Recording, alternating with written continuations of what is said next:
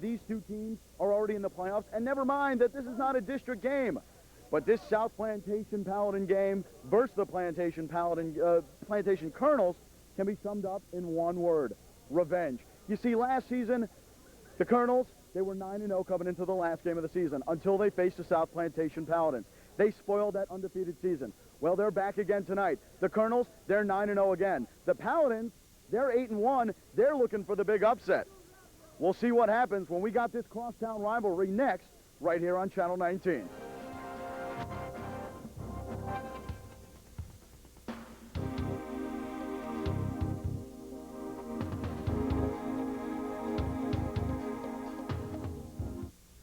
Kevy here, and up to now, I've been telling you how to get to University Dodge in Davie, between Sterling and Griffin on University Drive. But now I'm going to give you a reason. We have just made a special purchase of Caravan, Neon, and Stratus. And here's a perfect example. This Stratus, $11,988 after rebate. That's right, $11,988 after rebate here at University Dodge in Davie. And don't forget, with any purchase, you get to take Dodger home. That's no bull.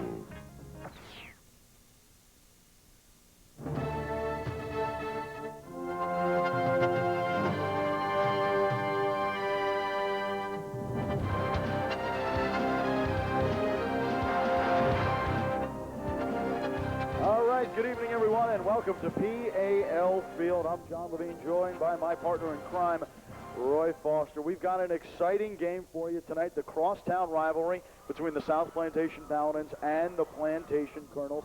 And what a game this should be, Roy. Well, John, it just doesn't get any better than that. One team is 8-1, and the other one is 9-0. Both teams are going to play in the postseason this year, and it ought to be a dandy. You're going to see a lot of speed. Both offensive lines are playing very, very well. You'll see the ball in the air several times tonight. We have a great night for football, and it ought to be interesting. The field is a little choppy tonight, as it was a couple of weeks ago when we were here, and it ought to be an interesting finish. Well, it absolutely should be. Talk about putting the ball in the air. Quarterback for the Colonels is Ryan Schneider, the top-rated passer in the county. Plantation boasts the third best defense in the state, so they're not letting up too many points. They beat Cooper City when we were here, 42-0. So I don't think it's going to be a game like that. And, of course, you know, last season South Plantation was here on the final game of the regular season when Plantation was 9-0, and they upset them. And they made it a 9-1 season. Their bid for an undefeated season didn't come true, so we'll see if that is going to come again tonight. Plantation is going to kick off. South Plantation is set to receive.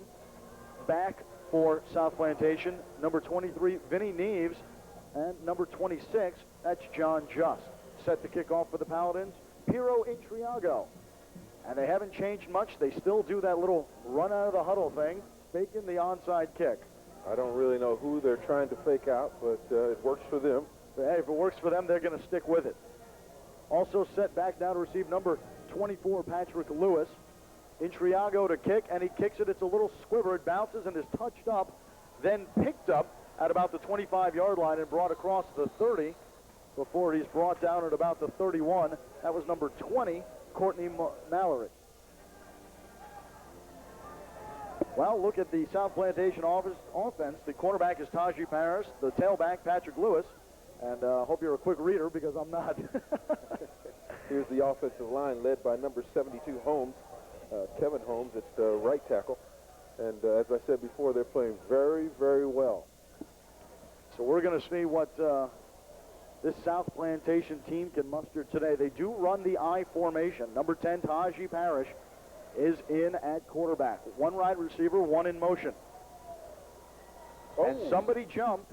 Looked like number 75, Terrence McLeod. He's the big guard. He took off just a little bit early. This is one of those games where this is bragging rights, and both teams want to get off to a good start. Little infraction there. They have to hold their water. They must be patient in order to win this football game tonight. So with the illegal motion, that's going to be a 5-yard penalty. Push him back, make it first down and 15. The ball back at the 24-yard line. Now they're running a single back set. Number 20, the lone setback, that's Courtney Mallory. Man in motion. Inside handoff to Mallory, and he is smothered. No, it's a fake. Around the outside is Parrish. No one knew he had it, including us, and he brings it across the 40 for the first down. A little trickery there, Houdini, as it were, and they picked up the first down. You'll see in the replay here was just a simple fake to the up back, and he yanks it out here. This is an option and it's done very, very well. He comes out to the outside. He has the option to pitching it, and he keeps it. He sees an opening here and picks up enough for the first down. Well, that faked everybody out, Roy, including us. I had no idea where the ball was. I actually knew. I just didn't want to let him. Of course you did. I formation with Patrick Lewis and Mallory in the backfield. Man in motion. Hand off to Mallory. Mallory gets across the 40. No, he doesn't. He's pushed back. Forward progress, though, should spot him at about the line of scrimmage. I think they should have did the same thing. They simply just got clogged up there. Plantation defense led by Scott Padgett, the defensive end. Defensive lineman Reggie Wilson. Fred Sturb and Corey Jordan is the man on the other side. So, the linebackers and defensive backs, Talik Balam, Sean Burney, Whitney, Hankerson, and Stanford Rule are the linebackers. The backs are Webb, Crum, Stewart, and Corker. And we'll see what they can do against this high, potent Plantation or South Plantation passing attack. We've got a stoppage of play here. Looks like someone got hurt, number 25 for Plantation, South Plantation. No, that was Plantation. Is that Plantation? Yeah, that's Derek Corker, the Derek defensive Corker. back. So he'll be out for a play, but he puts his helmet back on, so he's Yeah, just a he'll little be bit, okay. little shaken up. Single back set now. Two wide receivers. They're split. Mallory in the backfield. There's the give. Oh. No, it's the pitch to the outside. A little bit of reverse, but he falls down. The give was to number 23, Vinny Neves. John, we're going to have a flag on the far side. Looks like probably a movement of some sort.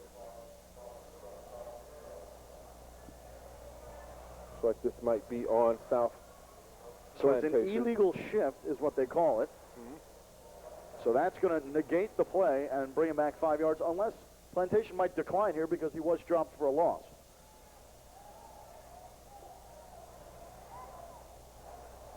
Penalty is declined. They're going to keep the ball where it is, and it's going to bring up third down.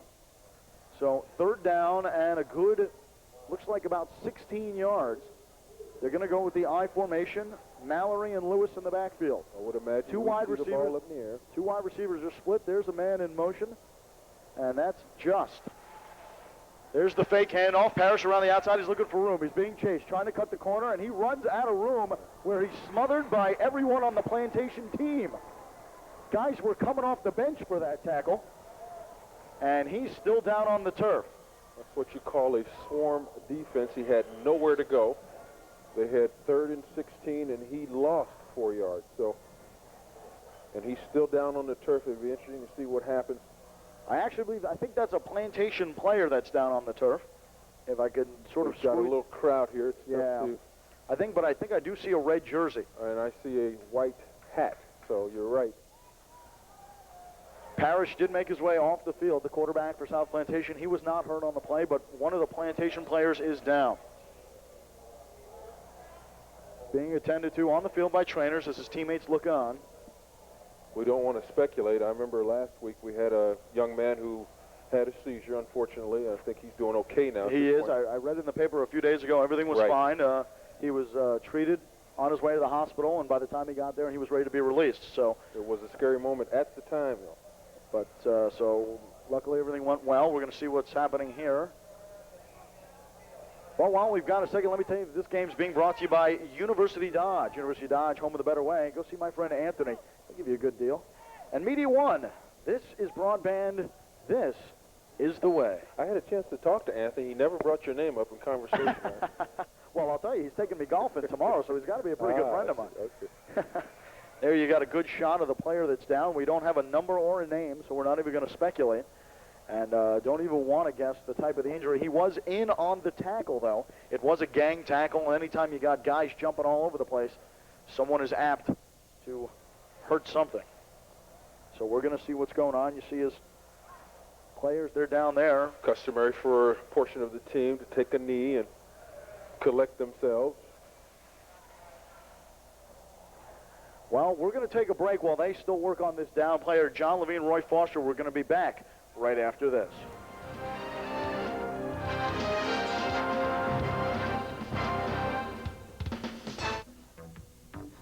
Tune in each week to Healthy Living, where you can ask the experts about the latest breakthroughs in nutrition, diet, and exercise. Health experts and professionals will be waiting to take your calls. Join us this week where we will cover new procedures in heart surgery. Brought to you by the North Broward Hospital District. Get the most from your life. Watch Healthy Living.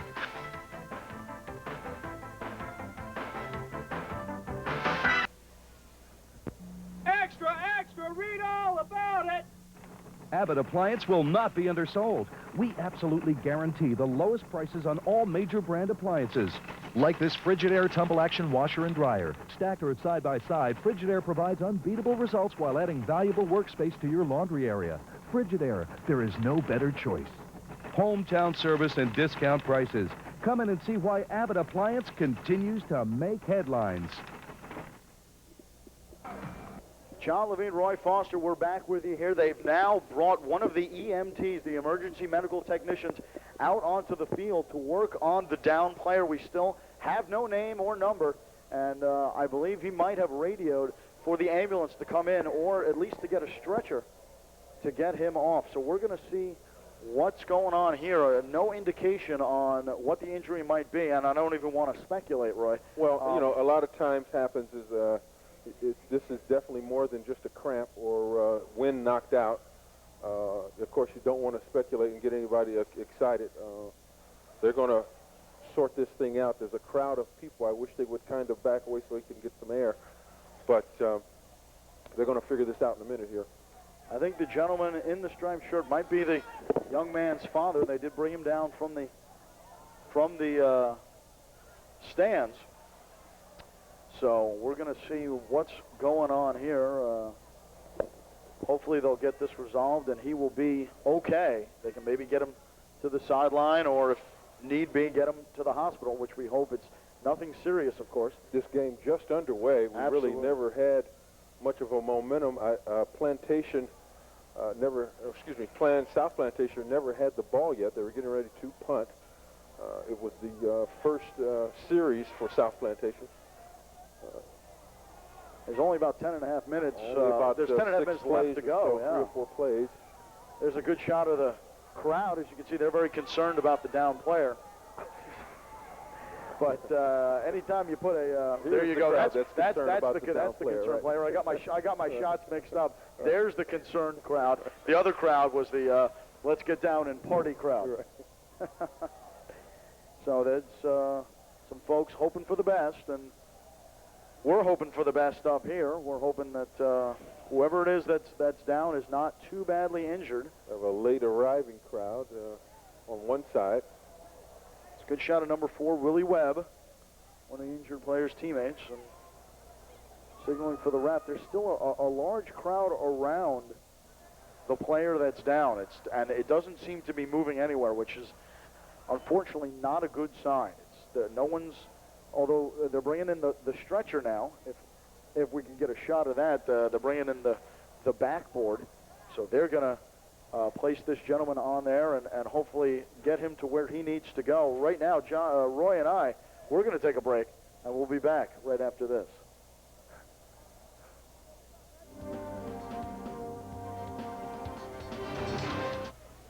Traditionally, Mexican meals are lovingly prepared from treasured family recipes.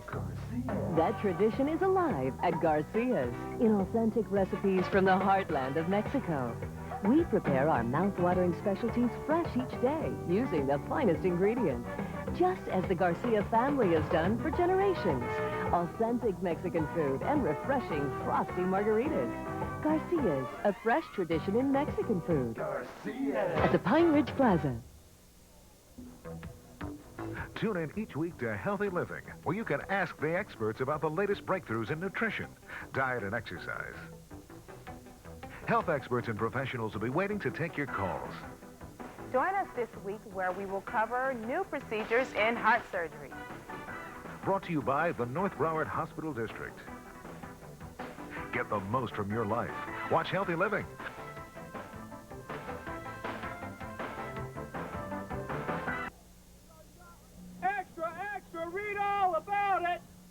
Abbott Appliance will not be undersold. We absolutely guarantee the lowest prices on all major brand appliances. Like this Frigidaire tumble action washer and dryer. Stacked or side by side, Frigidaire provides unbeatable results while adding valuable workspace to your laundry area. Frigidaire, there is no better choice. Hometown service and discount prices. Come in and see why Abbott Appliance continues to make headlines.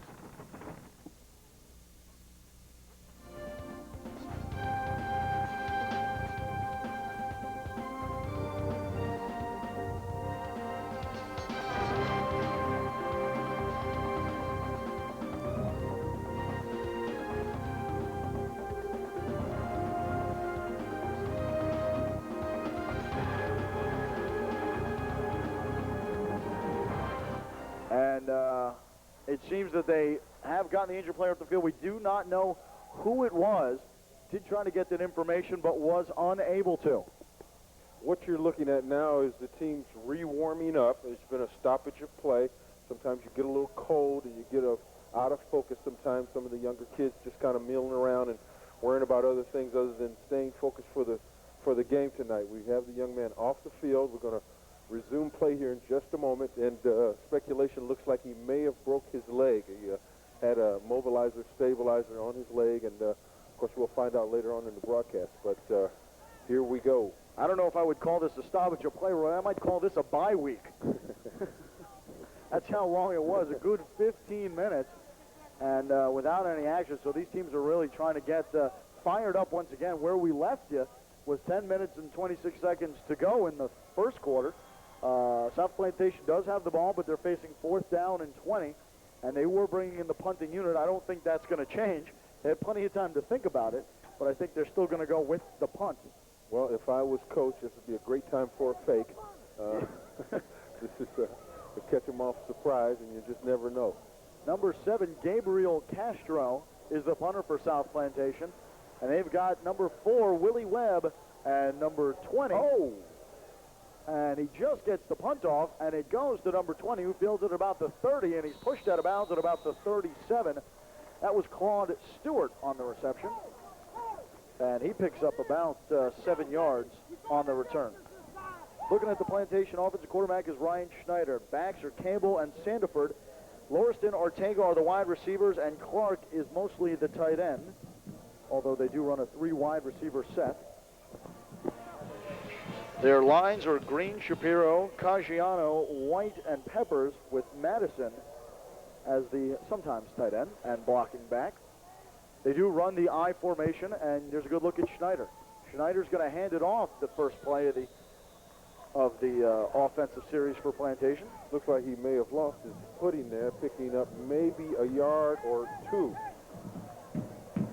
South Plantation's defense angered by Coles-Colas. Hollins, Lloyd, and Barr are the linebackers, with Tumner and Staton, with Thomas also in the backfield. The defensive backs are Campbell, Edward Zacharias, and Rod Colas, the brother, of course. Second down, or about 10. We're going to call it about 8, actually. There's the inside handoff to John Campbell. Campbell picks up about 5 yards before he's brought down at about the 44-yard line. Looks like they found a soft spot in the field. That's the second slip, and you'll see here on the replay, it's just a simple dive play to the fullback, and he's going to lose his footing just right there, pick up about 2 yards. So that part of the field just a little bit moist. I think it rained earlier today. It did rain here in Broward quite hard, actually, but that storm has passed. It turned into pretty much a beautiful night, and I don't think we're going to be facing much rain. John Campbell and Travis Madison now in the backfield.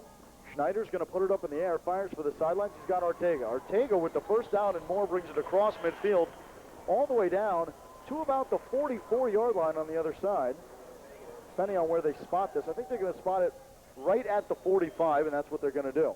So that's going to bring up 1st and 10 from the 45. Ortega's number 84 is a very big target.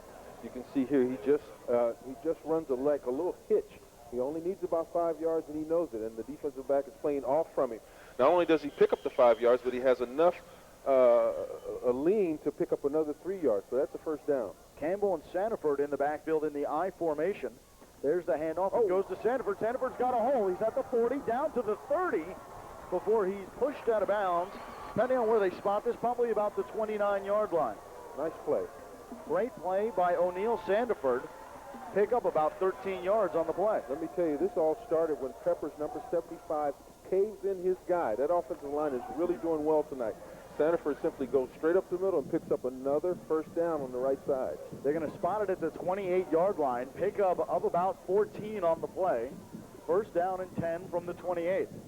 Ryan Schneider, the top-rated passer in the county. He's one of the best. It doesn't get any better than that. He can put the ball in the air, and he is deadly accurate with it. Still in the I formation. Sandiford and Campbell in the backfield. Wide receiver split, and there's a flanker. Inside handoff to Sandiford. He spun down after a pickup of about 7, all the way down to about the 26-yard line. Plantation is being very methodical, not really going deep. They're picking their way up and down the field, picking up 5 yards, 10 yards, and taking their time. They're playing very well tonight. That's going to bring up second down and probably about 4. Ball spotted at about the 24-yard line. They need to get down to the 19 for the first down. There's the give to O'Neal Sandiford. He tries to go around the outside, but can't. He's brought down at about the line of scrimmage. Maybe a pickup of about 2. Tackle made by number 51, Will. Is that Hessing? I believe it might be, yeah. You can see Hessing Will Hessing, here. yeah. On the replay here, he simply plugs the hole. This is a great play. This could have gone for a lot more, but he stays low and stays within his rules and picks up that tackle right at the line of scrimmage. So that's going to bring up third down and about 4. No gain on the play. I formation, Sandiford and Campbell. One wide receiver, and Beard is the flanker. O'Neal changing the play at the line, but we've got a flag.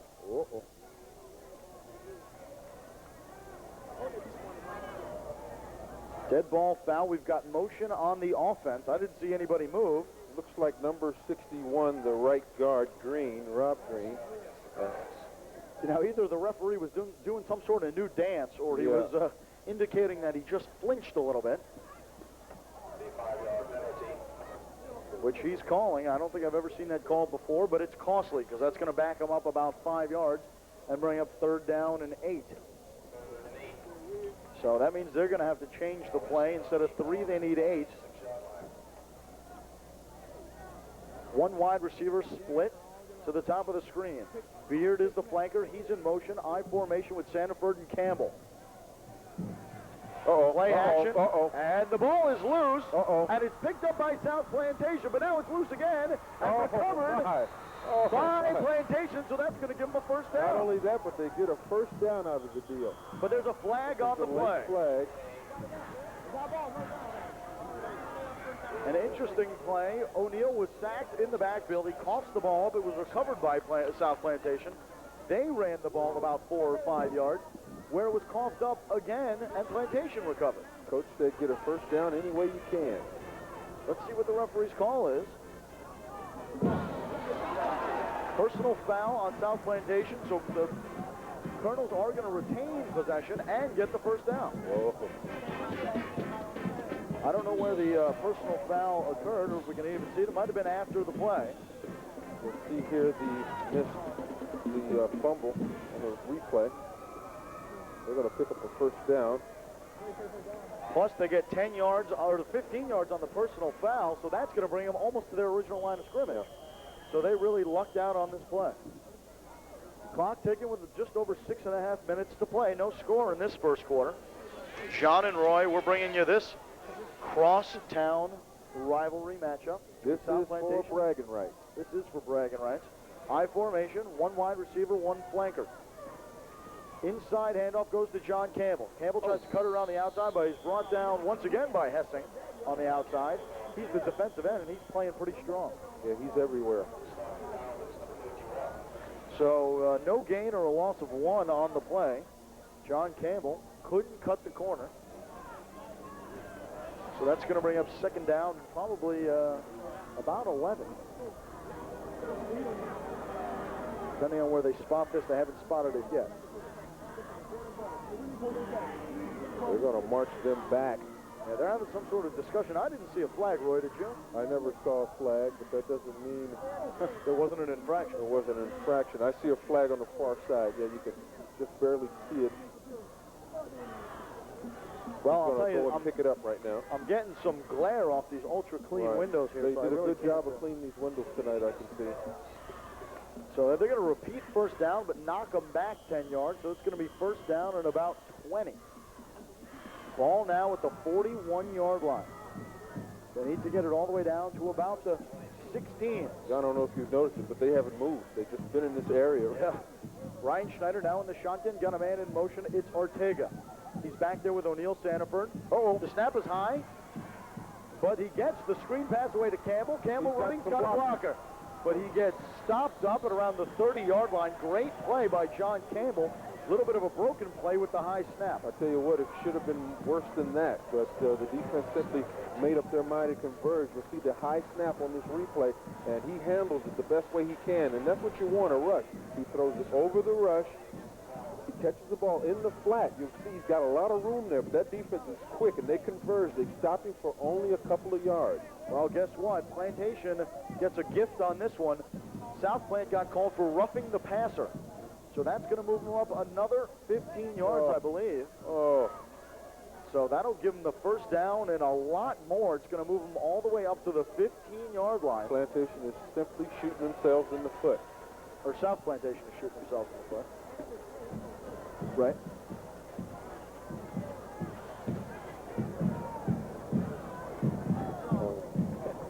Who's playing tonight? It's Plantation and South Plantation. Plantation Colonels in red and white, and the South Plantation Paladins are in white and purple. Oh, I thought I was at a Heat game. I really did. So first down and 10 ball now at about the 15-yard line. I-back formation with Campbell and Sanford. Man in motion is Beard. Schneider still in at quarterback. There's the give to Sanford. Tries to cut it up around the outside. Gets brought down at about the line of scrimmage. So apart from that one big running play, we haven't seen much offense on the ground yet. We'll see what they have to do here. I believe it's going to be spotted at the line of scrimmage, so there's going to be no gain. It's going to bring up second down and 10, but no flags. So that's something we have yet to see so far. Into the game comes number 80, Darren Clark, the wide receiver. Roy Ortega still in. Clark and Ortega split out wide. Beard, now Ortega's in motion. Beard's in tight. Single back is Campbell. Schneider's going to put it up in the air. Goes for the corners. Got Ortega. He makes a great catch and picks up about 7 yards before he's brought down. Possibly enough for the first down. Was on the far side of the field, so I had trouble seeing it. John, that was real nice. This all started with the offensive line with the protection. You'll see here he'll simply fake to the up back, and there's nobody there. Ortega just simply slips out to the flat. He has enough to get another first down. Nice play. So it was enough for the first down. Ball now spotted at about the 4-yard line. So it's first and goal from the 4. Out comes Beard, and in comes the speedy running back, Harold Walden. Walden's the flyer, and they're going to run a triple I. Whoa. Something you don't really see. 3 men in the backfield. It gives to Walden. He escapes a tackle, cuts it around the outside. He's looking to go upfield, but can't. Stopped about 5 yards in the backfield. Clock's going to continue to run because he didn't get out of bounds with 4 minutes to play in the first quarter. Plantation's knocking on the door. I haven't seen very many triple I's this season. A little different. No, you don't, especially with a highly rated quarterback like Schneider. Sometimes coaches like to throw little wrinkles at you time to time. So that's going to move the ball back to about the 6. Still going to be second down and goal. Into the games comes number 21. That's Tariq Al-Harimi. And out comes Walden. Still running the triple I. This time Al-Harimi's in it with Campbell and Sandiford. But it's a fake. Ryan Schneider's looking for someone, tosses it to the back of the end zone, but it's way too far out of the back. Actually, that was a smart play. He just simply threw it away. He's thrown to the color guard back there, and he succeeded. I don't think he caught it. So that's going to make it third down and goal, still from the 6-yard line with the incomplete pass. The clock will stop with 3:20 to go in the first quarter. So what do you do here, Roy? Do you keep it on the ground, or you have your top-rated quarterback put it up in the air? Well, the last quarterback I played for with the same number would throw it up in the air. And, of course, his name was Dan Marino, so I looked for Sanford to go up in the air. Yeah, but that team would have put it up in the air any chance they had. This is true. Schneider's back to pass. Looking for the corners. Got a man. It's Beard. He catches it and goes for the corner. And no, they're going to call him down at the 1-yard line. Out of bounds. Decision time. Big decision time. He got out of bounds, went for the corner, but couldn't cut it. But they're going to go for it. I think you got it right here. Well, not necessarily. It's early. Put some points on the board. Good shot of the crowd there. Really a full crowd for this big rivalry here. They're all excited. They want this team to go for it, and I think that they are. Schneider still in at quarterback. Don't know about this decision. Beard is the flanker. He's got Walden in the backfield. Schneider gives it to Campbell. Campbell did not get in. No. It's going to be South Plantation ball at the 1. I don't think so. Not tonight. And John Campbell could not sneak his way into the end zone. Needed a yard and didn't get it. Plantation offense coming off the field rather dejected. Well, John, as I said before, this is a gamble at its truest form. They're on the 1 going in. South Plantation simply denied. No offensive line push. So, South Plantation is going to take over at the 1-yard line. First down and 10 with 3 minutes to play. That's the Paladin. Yeah, that's They're going with a single back set. Najee Parrish has got 2 wide receivers. They're split to the top of your screen. Man in motion is just. Oh, but there's going to be a flag on the play. And if it's against South Plantation, it's half the distance. I was about to say, it's about half of an inch. And it is against South Plantation, illegal motion. Oh, that doesn't really hurt you. No, it really doesn't. So that's going to bring up first down and about 10 and a half from the half-yard line now. They could do that all day and they'd never get into the end zone. Of course, South Plantation's objective here is to simply get some room for if, in fact, they have to punt. Yeah, they want a little breathing room here, and they're going to need it. There's the defensive coordinator for the Colonels. And we're going to see what the... it looks like it's going to be an option play. Parrish can take it around the outside. He's running out of his own end zone, and he's got a big block around the outside, and he steps out of bounds at about the 15-yard line. Great play by Najee Parrish to give his team some breathing room. John, there's no substitution for speed. This is design play rollout to the right, and you know he has to get on his horses. He's got 2 men chasing him. His objective here is simply to get some room for his punting team if they have to punt. Gets out to around about the 10-yard line. Actually, I think they're going to spot this one at about the 14. It's going to be first down and 10. I-back formation. Patrick Lewis and Mallory in the backfield. Man in motion. There's the inside handoff, and it goes nowhere. Nada. Maybe a pickup of a yard on the play. The give to Patrick Lewis. So this defense holding pretty solid so far. Paladins, this is their second time on offense. They went nowhere their first time. Were forced to punt after that long delay due to the injured player. We'll see if we can get some word on him during halftime. Single back set now for the Paladins. Man in the backfield is Courtney Mallory. Mallory gets the call, goes off tackle. No, Parrish takes it himself again around the outside, but he slips down at the line of scrimmage. No gain on the play. Going to bring up third down and about 9. He came around the corner, Parrish did, and lost his footing. Had an option there, two option, and couldn't get it together there. So he went straight down to the ground. As we said, it did rain earlier, and the field is rather damp. That is going to make for some pretty bad footing, as we have seen. A lot of players slipping and falling. And that can really go either way, whether it be on the offense or the defense. Now, there is an official timeout. I don't know what for. They're discussing something with the defense. And there you go. Official puts the clock back in motion as Parrish comes back out onto the field. 3rd down and 9. Still a minute 45 left to go in a long first quarter due to the injury. I-back formation.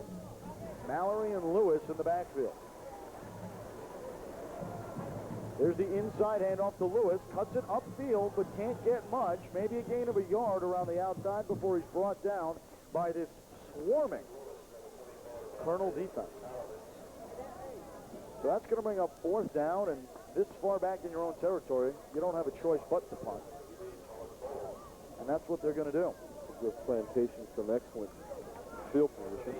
Gabriel Castro into punt with Willie Webb and Claude Stewart back to receive. Castro gets the snap, puts the punt up in the air, and it's a good one. They're caught by Stewart at about the 41-yard line. So it's going to give the Colonels some excellent field position. They're going to go on their second offensive charge. The first one led them all the way down to the 1, but they couldn't punch it in. So we'll see if they can do it on take 2. Just about what I figured. 0-0. 2 excellent programs, South Plantation and Plantation. I formation with Campbell and Walden in the backfield. Beard is the flanker. Receiver split up to the top of your screen is Fritz Lauriston. There's the inside handoff to Campbell. Squirts up for a pickup of about 4. Nice, still got his legs moving. And he picks up about 6 before he's brought down around the 35-yard line, we'll call it. Looks like he's going to spot about the 36. So a pickup of about 6 on the play. Nice push by Shapiro and White, Peppers. Clark, the tight end. They're going to call it a pickup of 4, 2nd down and 6. Still going with the I formation. Campbell and Walden in the backfield. Ortega, the receiver, split to the top of your screen. Beard is the flanker, number 5. Inside handoff. No, it's around the outside to Beard. He's got a lot of running room. Ball's out. But the ball's out. He coughs it up at about the 21-yard line, and the Paladins recover. They may call him down. And they will. It's going to be 1st down for the Colonels. Beard was down on the ground when he coughed up the football. What a play. As I said, this offensive line is playing very well. Clark, Shapiro, Peppers, Green. He goes around on the left side, but he must cover the ball up. He gets hit late there, and that ball is coming out. That ball's out. Bad call by the official. That ball was out long before he even was near the ground, yeah. They missed that one. They're going to miss a couple. Well, we've got a timeout on the field, and because of that, I think we're going to... Oh, actually, no, it's the end of the quarter. End of the quarter. Got to watch the clock, Roy. That's the important thing. Same difference. So we're going to take a short break, but we'll be back with the second quarter. Score still 0-0 from PAL. We'll be back right after this. Tune in each week to Healthy Living, where you can ask the experts about the latest breakthroughs in nutrition, diet, and exercise. Health experts and professionals will be waiting to take your calls. Join us this week where we will cover new procedures in heart surgery. Brought to you by the North Broward Hospital District. Get the most from your life. Watch Healthy Living.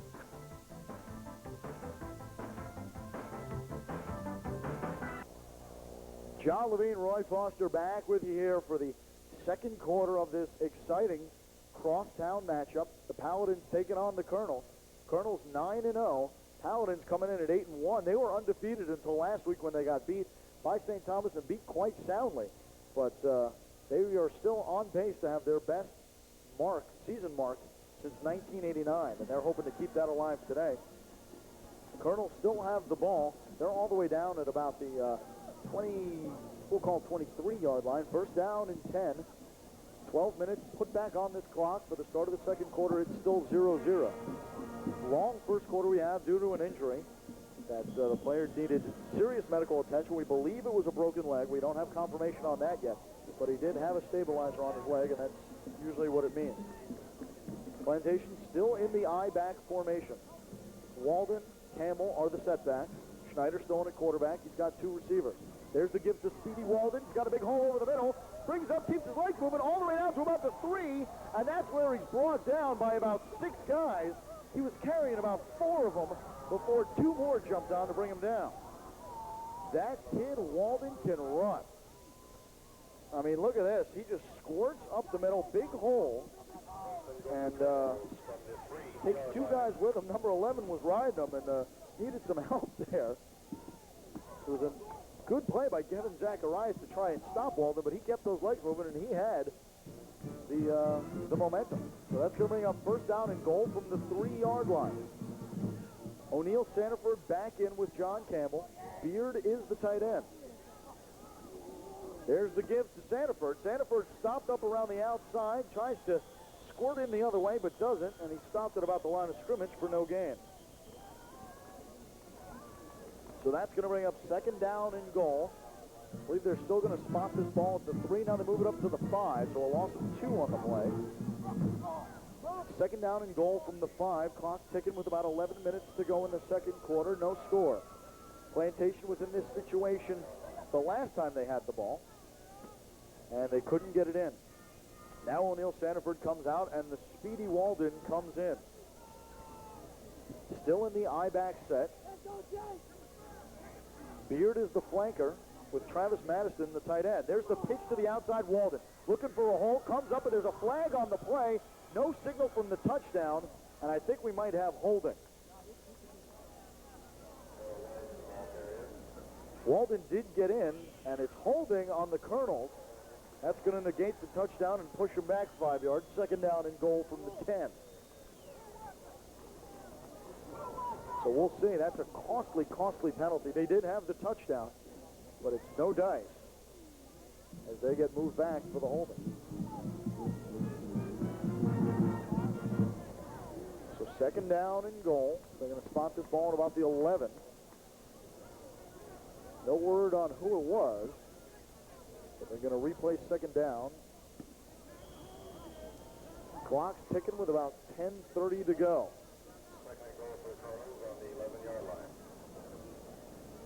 Now a split back set. Walden and Campbell in the backfield. 2 wide receivers are split, and we have an official timeout. I think you might want to respot this ball.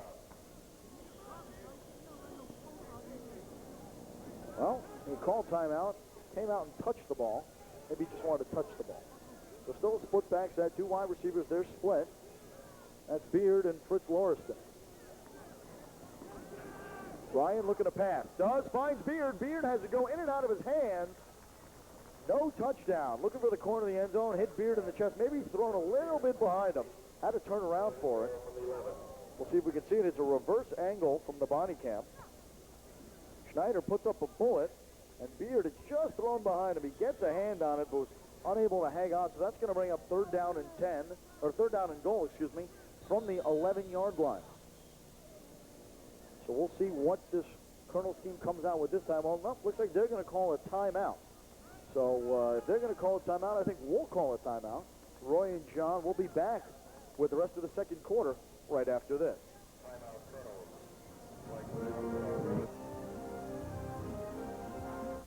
Extra, read all about it. Abbott Appliance will not be undersold. We absolutely guarantee the lowest prices on all major brand appliances. Like this Frigidaire Tumble Action washer and dryer. Stacked or side by side, Frigidaire provides unbeatable results while adding valuable workspace to your laundry area. Frigidaire, there is no better choice. Hometown service and discount prices. Come in and see why Abbott Appliance continues to make headlines. John Levine, Roy Foster back with you here at PAL Field. 10 minutes, 34 seconds to go in the second quarter. Score still 0-0. But Plantation once again knocking on the door. It's third down and goal, but they're way back at the 11. Couple penalties, costly penalties called on them. And then a dropped pass by Frank Beard in and out of his hands. So we're going to see what they can bring this time. They've got one more shot at it. They went for it fourth down last time and were stopped at the 1. Now Schneider's in the shotgun formation with Campbell. He's going to pass, facing a big rush, passes over the middle, and it's in and out of the hands of the receiver He was looking for the pass interference, but doesn't get it. Looks like the ball and the man got there at the same time. That was Travis Madison, the tight end. See on the reverse angle, snap just a bit high. Here comes the rush. He has to throw it the best he can. That ball was there, too. That was a drop ball. Good play. Madison definitely had a chance for it. It went in and out of his hands, so that's going to bring in Intriago, Hero Intriago, that is, for the field goal. This one about a 25-yarder. And there's a flag on the play. They're going to whistle this one dead before it even starts. So we'll see what the referee's ruling is on this one.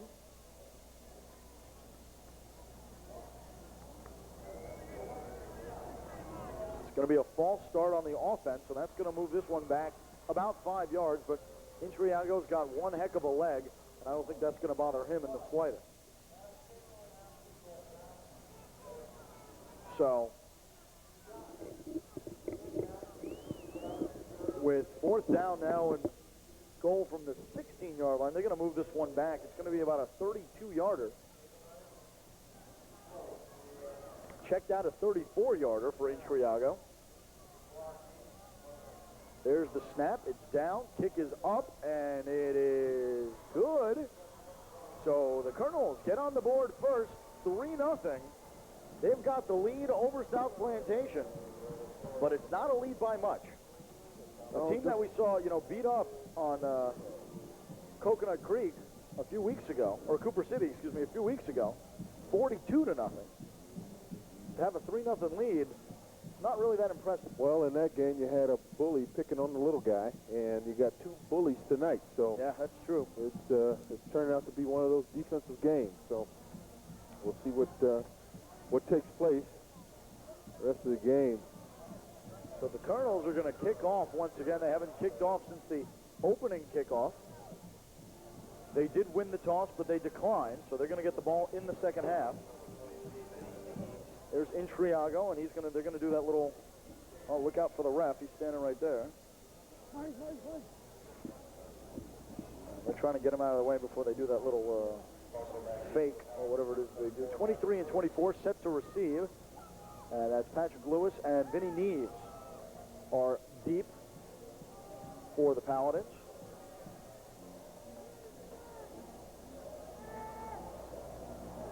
Intriago to kick, and he does. This one a little bit of a squibber. It's going to go to the corner and most likely out of bounds. No, it looks like it's going to be taken by Lewis. Lewis up the field, breaks a couple tackles, but is smothered at about the 15-yard line, maybe even the 16.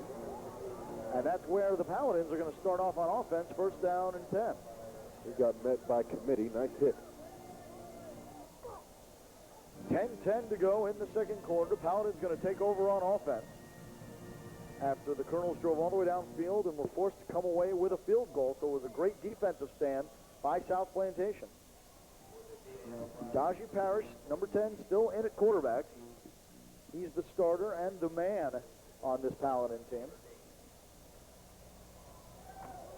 They were running the I in the first quarter. Now they're running a single back set with two tight ends, 3 wideouts. Everybody and their brother on this team. And Parrish now signaling for his man to split out a little bit. They need to hurry up. That's Patrick Lewis. Needs to get to this play off, and he does. Parrish is going to pass, but he's under pressure, and he's sacked in the backfield. Absolutely hammered. Great play by number 32. And I don't have his, might have been a number switch, because I don't have him on my roster. Well, you can see here this play really didn't have much of a chance because they took too long to make it develop. He rolls out to the left, and there was just no protection on the backside. That's a loss of about 3 or 4 yards. Well, it looks like the Paladins are going to want to talk this one over. They called the timeout, and Roy, I think we're going to talk this one over. We're going to take a break and be right back right after this.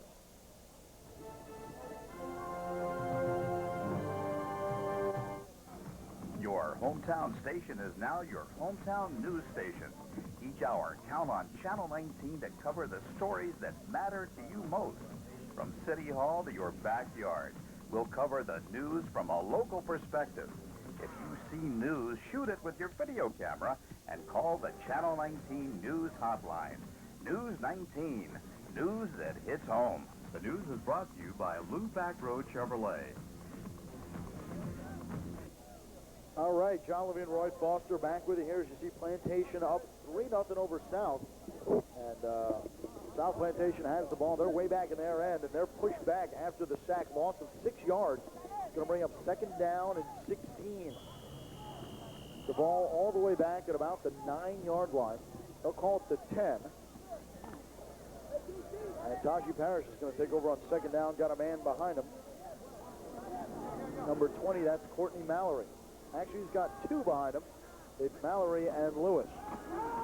There's the inside handoff. Goes for about 3 yards to Lewis before he's brought down at about the 13-yard line. 3rd down and 13. Well, Roy, they're going to have to put it up in the air here. They need big yardage. Yeah, they need to widen the field a little bit, stretch them out, go downfield, test those defenses back, see what they got. They definitely need to get out of this hole. A screen play would be a nice play in this area. We've seen Parrish put it up in the air once. Lewis is now split out as a receiver along with Vinny Neves. 1 man in the backfield, that's Mallory.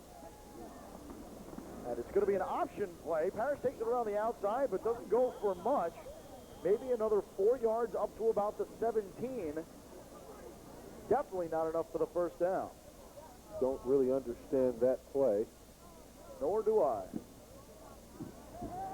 You'll see here, this is just a keeper, and he just, you know, he gets what he can, so he's got no shot of picking up 16 yards. I don't really understand that play. So that's going to bring in the punter, number 7, Gabriel Castro. And it's going to put Willie Webb and Claude Stewart back to receive. There's the punt, and it's a good one. Stewart's going to let this one bounce, bounces at the 20, and then takes a South Plantation bounce all the way down to about the 41-yard line. So a net punt of about 39 yards, but a flag on the play. A late flag, and I believe it might be either unsportsmanlike conduct or personal foul.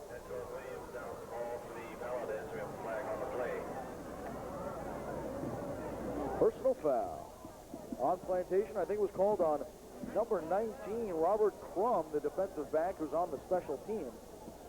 He got into a little bit of a shoving match with one of the Powers. Makes that a great punt now. It absolutely does, because that's going to move it back another 15 yards and put it all the way down at about the 25-yard line.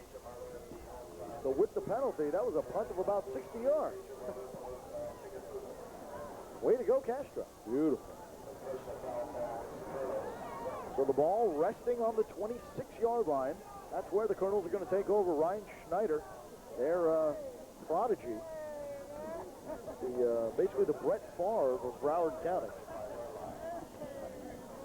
Comes in once again, 1st down and 10 from the 26. Just over 8 minutes to go on the clock in the 1st quarter.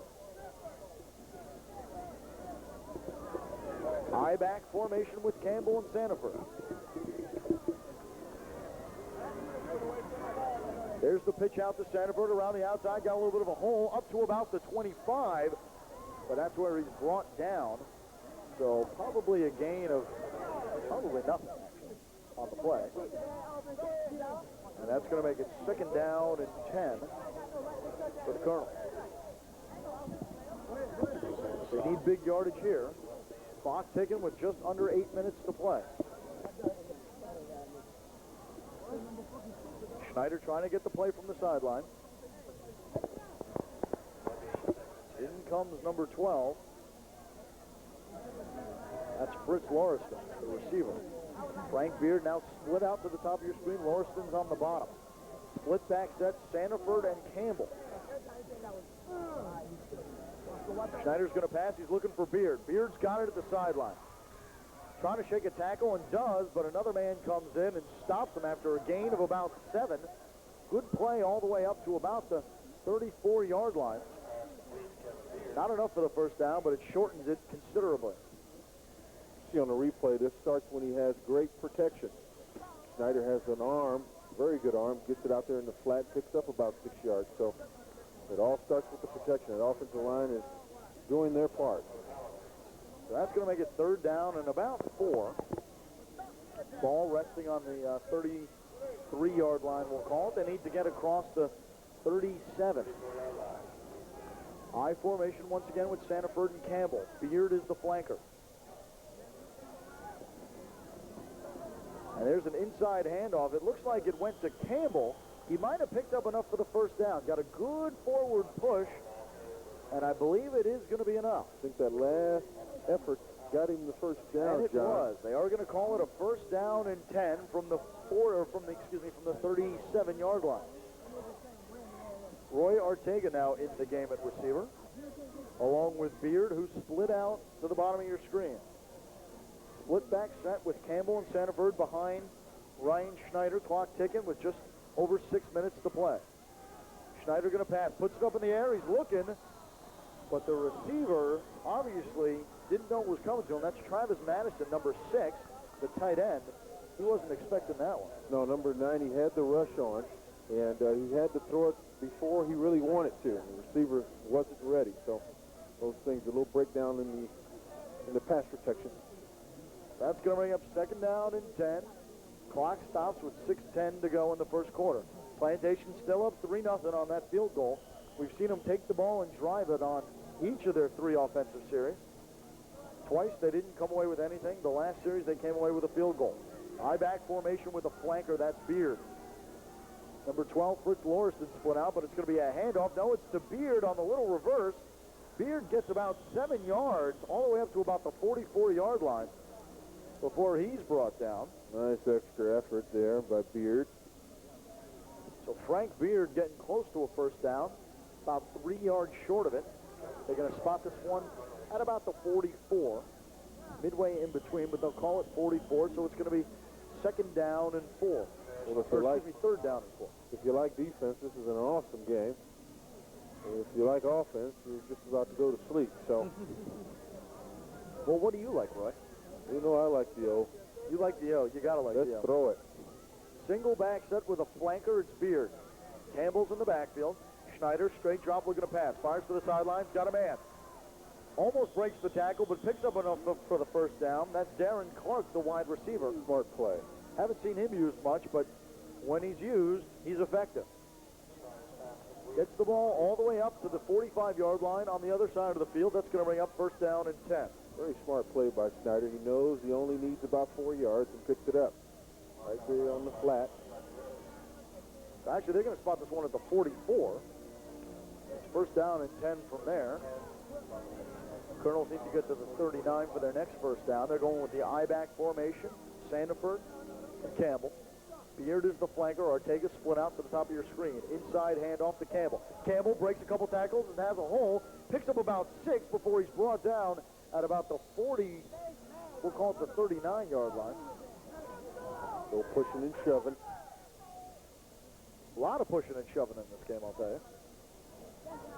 See here on the replay, look at those holes. That offensive line is picking up blockers and standing underneath folks, and he's struggling to make a couple more yards there, staying on his feet. Good play.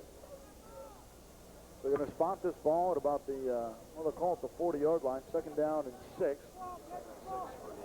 Fritz Lauriston in the game, the receiver. They're still running the I. They need to hurry up. They're taking a little too much time getting up to the line. Lauriston split to the bottom of your screen. Beard now in motion.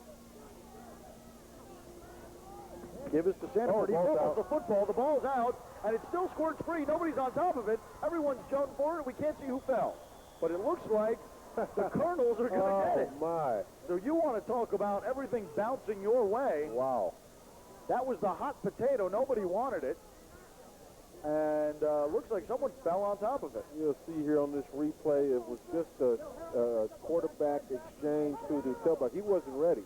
I don't think he knew he was getting the ball. It never got it tucked away. Can't find it. Ball swiveling around on the ground. No one can put their hand on it. Now this ball deflects and goes 10 yards forward. They're fortunate to pick this ball up. Not only do they get a first down, they're inside the 25, the 30-yard line. Ball's going to be spotted at about the 26-yard line, it looks like. First down and 10, I formation with Campbell and Walden. Beard is in motion. Schneider's going to pass, play action. Got a man, it's Beard. Ball's out. Catches the ball, fumbles it, but then gets it. They're going to call it no catch. Never had it tucked away. So 2 feet down. He did have 2 feet down, but he was hit as he caught it, and he coughed it up. So second down and 10 from the 26. A la Wayne Kerbeck. Yeah. The Jet. Yeah. Did you see that? Oh. What a blown call that one was. He definitely had that ball. But what are you going to do? That's football. That's home team advantage. That's that's the truth. Dolphins got a big matchup this Monday night versus the Bills. Doesn't get any better than that. We're going to honor the 72 Dolphins at halftime. That's right. So it's going to be second down and 10. Beard leading in every crowd. And Schneider's going to pass, play action. Got a man. It's Campbell. Campbell bobbles it, but able to hang on. He gets it down to about the 25. Gain of about 2.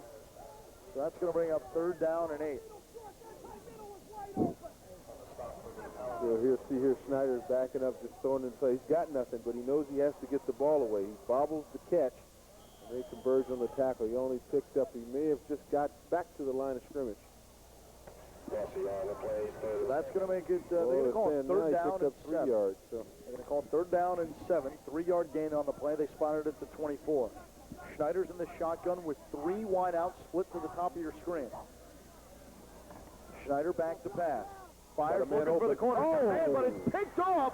Great play by Taji Parrish, the cornerback. Parrish along the sideline. He's got plenty of room. He's got looking for some holes. Gets across midfield, and he's brought down at about the 48-yard line. What a play by Taji Parrish, who does double duty at defensive back. You want to talk about helping yourself out. What a play. What a play. You'll see Snyder see a man open. And I tell you what, I thought I saw a man open too. But here comes Taji right there with the interception. Not only does he make the interception, but he makes something of it. He brings it all the way back to midfield. He's picking up his blockers. He's going down the sideline. He knows he's got some room there. Simply runs out of some real estate, but he brings the ball up to the 50-yard line. It's the other way now. The tail of the ball's resting on the 50, but that's where they're going to call it. First down and 10 for South Plant. They're losing by 3 with 2 minutes and 44 seconds to go in the half, so they got to get this moving. I-back formation. 2 wide receivers are split to the top of the screen.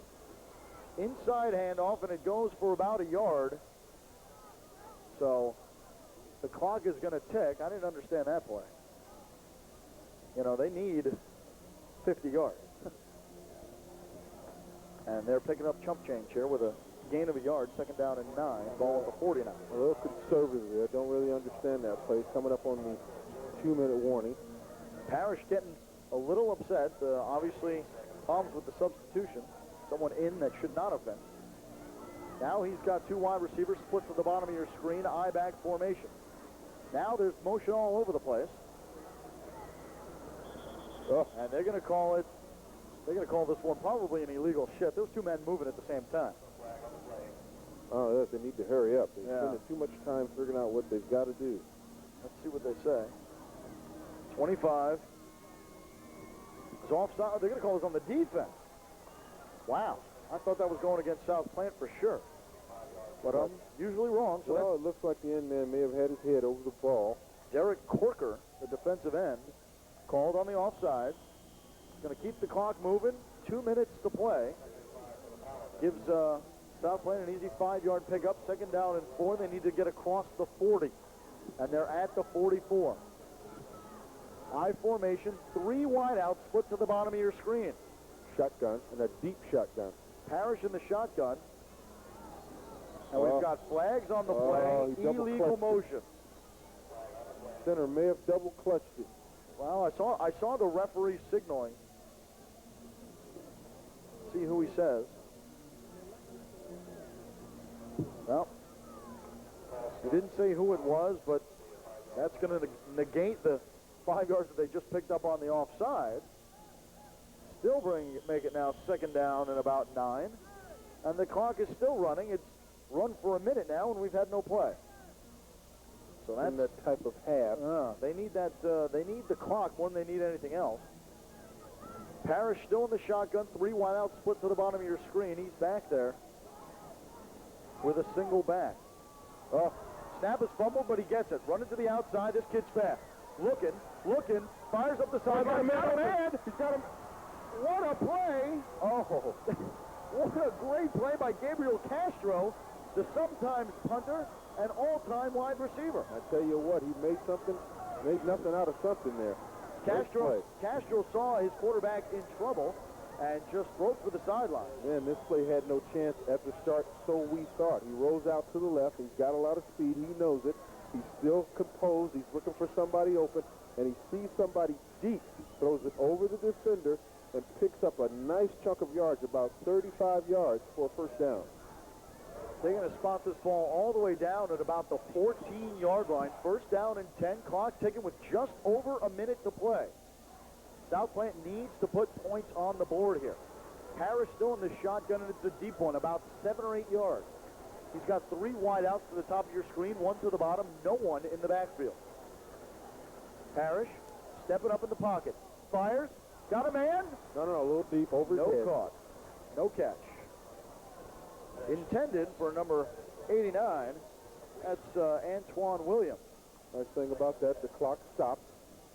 With 46 seconds to go, the Colonels on top 3-0. So South Plant at least has to come away with a field goal here. To go into the locker room tied would be just a moral victory. None of that, it shifts momentum. They need about 14 yards to the end zone, 10 for the first down. Single back set, man in motion.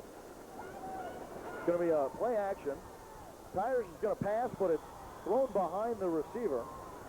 No chance for a catch. Looks like number 3, Andrew Knight, was the intended receiver. Ball thrown a couple steps behind him. Simple fake rollout to the left. He's looking for the back man in the back of the end zone. He elects to go to the short guy right there at the 5-yard line and threw it behind him. It's incomplete. That'll be third down and 10. They can make a first down before the touchdown. So it'll be an interesting play here. Third and 10 with 40 seconds left before the half is over with. And it looks like we're going to have an official timeout on the field. Maybe an equipment check or something. We'll see what... I think we ought to just stay here, John. It's too exciting to leave, Roy. And obviously they're having some sort of problem. Equipment check. Number 55. All right, everybody. It's time for... Count all your fingers. Cup inspection. Everybody got them? Let's go. So third down and 10. Parrish in the shotgun. He's looking to pass. Steps up in the pocket. He's looking. Now under pressure. Rolls out. Looking. Fires to the end zone. Got a man. It's Castro again. Touchdown. Wow. Wow. What a play by Gabriel Castro. He had the big catch for the first down. Now he has the leaping catch in the back of the end zone for the touchdown. Well, that's nothing but composure, John. Man. At its best. I'll tell you, what a play. This young man has a lot of composure, and you'll see here he's got a lot of time. He could have made breakfast back there, and he's just milling around, just biding time. His offensive linemen are still blocking for him. He rolls out to the left and fires in the back of the end zone. This is like the catch of 1981 with San Francisco against Dallas. A great catch in the back of the end zone for a touchdown.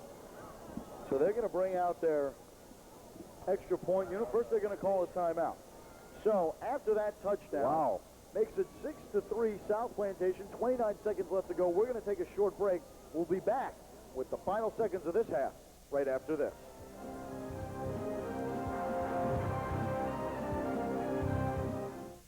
Traditionally, Mexican meals are lovingly prepared from treasured family recipes. That tradition is alive at Garcia's in authentic recipes from the heartland of Mexico. We prepare our mouth-watering specialties fresh each day using the finest ingredients, just as the Garcia family has done for generations. Authentic Mexican food and refreshing frosty margaritas. Garcia's, a fresh tradition in Mexican food. At the Pine Ridge Plaza. John Levine, Roy Foster getting set for the extra point after that fantastic touchdown catch by Gabriel Castro. I thought that was Montana to Clark. Now, it looked like Montana to Clark, but I'll tell you, if you look who's in to kick the extra point, it's Gabriel Castro. and Taji Parrish is the holder. So we'll see what they do here. You gotta fake it. Now they're just going to go, and the kick is up, and it looks to be good. So that's all right. So it's going to be 7-3, 29 seconds left to go. South Plant on top of Plantation. Plantation's going to get a small crack at offense, but if you're the coach here, you just kneel it down and go into the half. That's a nice way to go to halftime. They had some trouble getting it started on offense all game, and it all of a sudden just clicked on the last drive. 7-3, South Plantation. 29 seconds before the half. Just had a miraculous play in the back of the end zone. Actually, two miraculous plays. This is true. It all started with the interception. That's right. Taji Parrish made the big interception, ran it all the way back to midfield. Then he rolled out and made a great play to Gabriel Castro for a first down on 3rd and long. And then again on 3rd down, a 15-yard touchdown strike to Castro in the back of the end zone. And then Castro kicked the extra point. So between the two of them. Well, there's something to be said for momentum, and that's what all that started with. Castro's going to kick this one off. Willie Webb's in the backfield, along with Walden. It's a squibber. It's going to go over the head and go right to Webb. Webb fields it about the 10. Up to the 20, across the 25, but he's brought down behind the 25-yard line and about the 23. We'll see where they spot it, but that's somewhere around there. 23 seconds, though. You're going to spot it at the 24-yard line. Colonel's got first down and 10.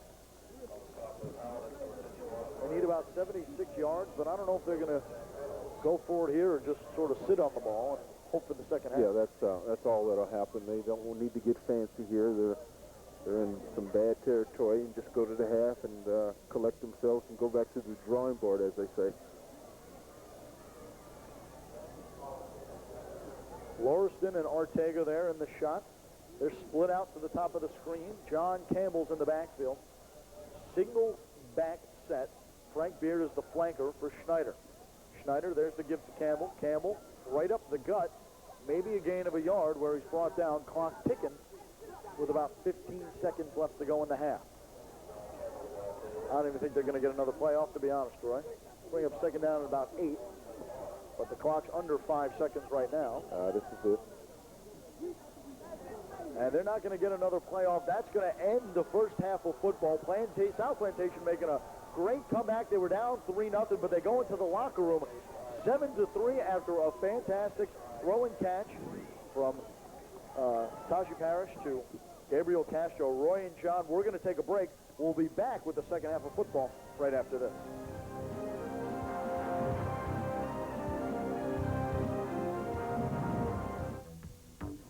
Tune in each week to Healthy Living, where you can ask the experts about the latest breakthroughs in nutrition, diet, and exercise.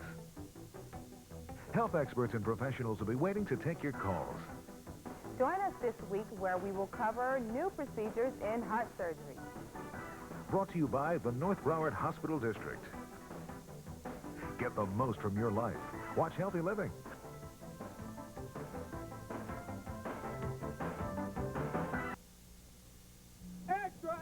Read all about it. Abbott Appliance will not be undersold. We absolutely guarantee the lowest prices on all major brand appliances. Like this Frigidaire tumble action washer and dryer. Stacked or side by side, Frigidaire provides unbeatable results while adding valuable workspace to your laundry area. Frigidaire, there is no better choice. Hometown service and discount prices. Come in and see why Abbott Appliance continues to make headlines. Kevy here, and up to now, I've been telling you how to get to University Dodge in Davie, between Sterling and Griffin on University Drive. But now I'm going to give you a reason. We have just made a special purchase of Caravan, Neon, and Stratus. And here's a perfect example. This Stratus, $11,988 after rebate. That's right, $11,988 after rebate here at University Dodge in Davie. And don't forget, with any purchase, you get to take Dodger home. That's no bull. Traditionally, Mexican meals are lovingly prepared from treasured family recipes. That tradition is alive at Garcia's in authentic recipes from the heartland of Mexico. We prepare our mouth-watering specialties fresh each day using the finest ingredients, just as the Garcia family has done for generations. authentic Mexican food, and refreshing, frosty margaritas. Garcia's, a fresh tradition in Mexican food. At the Pine Ridge Plaza. All right, John Levine, Roy Foster back with you here at PAL Field.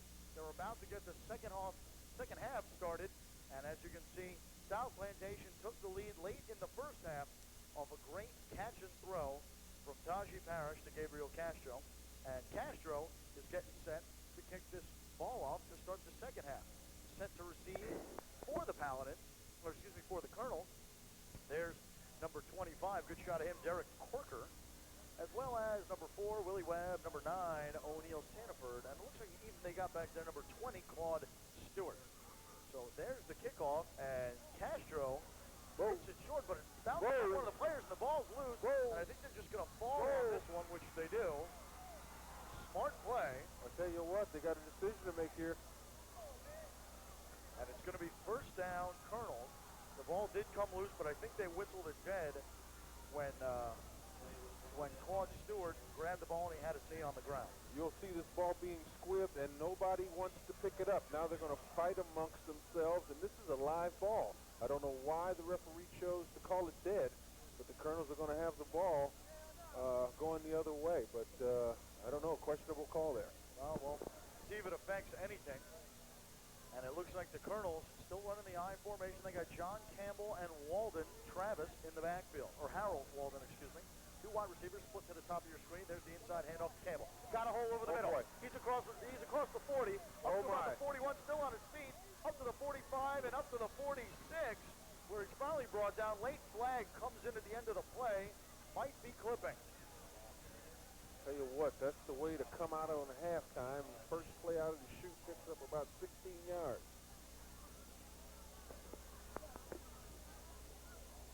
Personal foul. Oh boy. On the Colonel. That hurt. See on the replay, they're coming out fired up. Good blocking up front. Gets a hole there, and he utilizes it. I mean, he makes some focus miss and pushes people away, and he tucks the ball away, and he picks up about 16 yards. They have an infraction, though. He's going to bring the ball back. 15 yards of which it is going to come back. They're going to spot this one at the 31-yard line. And that's a costly penalty. So that's going to be first down and 10 from the 31. Clock's going to continue to run. Just under 12 minutes. It just started here. The Colonels, they need 4 to tie, 5 to win. It's 7-3. They're running the I formation with Walden and Campbell. There's the give this time to the speedy Walden. Tries to come around the outside, but he's stopped at about the line of scrimmage. No gain on the play. John, you gathered some information on that young man who was injured in the first half. Can you tell us about it? Yes, I did. Scott Paget was the Colonels player who was injured. He's the defense there to keep his leg in place. So they took him to the hospital where he's being treated, and hopefully he'll be all right. Second down and 8, I formation, 2 wide, split to the top of your screen. Schneider's changing the play at the line. There's the give. It's to Walden around the outside, and he's stopped in the backfield. Loss of about 2. This South Plantation defense is coming up big. Tell you what, they're playing like they want to win. That defense is swarming. It's tough to get through there. So with a loss of about, looks like about 2 on the play, it's going to be third down and 10, clock ticking with 10:30 to go. 7-3, the Colonels still down to the Paladins. Colonels need this game to have a 10-0 season. They're 9-0 right now. Paladins coming in at 8-1. They were undefeated until last week's loss to St. Thomas. Now Schneider's going to line up in the shotgun back there with Campbell. Man in motion is Beard. 3 wideouts now. Snap is high, but Schneider pulls it down. Fires across the middle. And he's looking for Roy Ortega, but the throw is low, and Ortega just can't scoop it. So an incomplete pass is going to bring up 4th down and 11. And they're going to have to punt this one away. Tell you what, this play starts off with a high snap, and you know what? Schneider's better than this, and he knows it. He simply throws the ball too low. He had Ortega wide open. Ball was just a little short and a little low. So Piero Intriago into punt. Man back. Looks like Vinny Neves. Snap is good. Intriago gets the punt up. It's a shorty. It's going to bounce at the 50, but it takes a Colonel's bounce. It goes out of bounds at about the 40. So a net punt of about, looks like about 35 yards, depending on where they spot this one. And I think they're going to spot it at about the 45-yard line. Now they're walking it back down to the 43, we'll call it. First down and 10 for the Paladins. We see them, they had a great drive to end the first half. So I think they definitely have the momentum. Yeah, this is a good football game. The Paladins are going to have the ball here near midfield. They're going to have a chance to pad that lead. They're playing very, very well. We'll see what happens. I formation, two wide receivers are split to the bottom of your screen. Parrish gets the handoff, but it's slow. Everyone takes off before the ball is snapped, so that's going to be motion on the offense. Play never had a chance. That's going to knock them back 5 yards, bring up first down and 15 with 9:30 left to play. You have that kind of stuff with young folks. They simply filling themselves out, trying to get used to what's going on. I'll tell you, if you hear all those voices in the background, it's because a lot of people are talking in the booth. And we're going to try and get it through as best we can. I formation, man in motion. Now there's two of them. Three wide outs. They're split. Parrish looking to pass. Fires over the middle. Got a man open. Got a man, but he's unable to get his hands on the ball. He's well defended. He was going for number 24. That's Arthur Daniels. Oh, no, excuse me. I'm looking at the wrong roster. That's You know what, John? I like that. They're You know not being conservative. They're backing up. They're taking shots. They've got the lead, and they're going for it. This was a ill-advised pass, an overthrow, but at least they're stretching the defense and playing them on it. Patrick Lewis was the intended receiver. Derek Corker was the defender, and he did a heck of a good job. Second down and 15. Single back set, two tight ends. Two wideouts, they're split. Inside handoff, gain of about 4 up to about the 40-yard line. Now there's a flag on the play. Oh, boy. A late flag, and that could be taunting.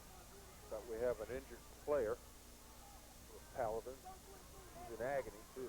And it looks like it's going to be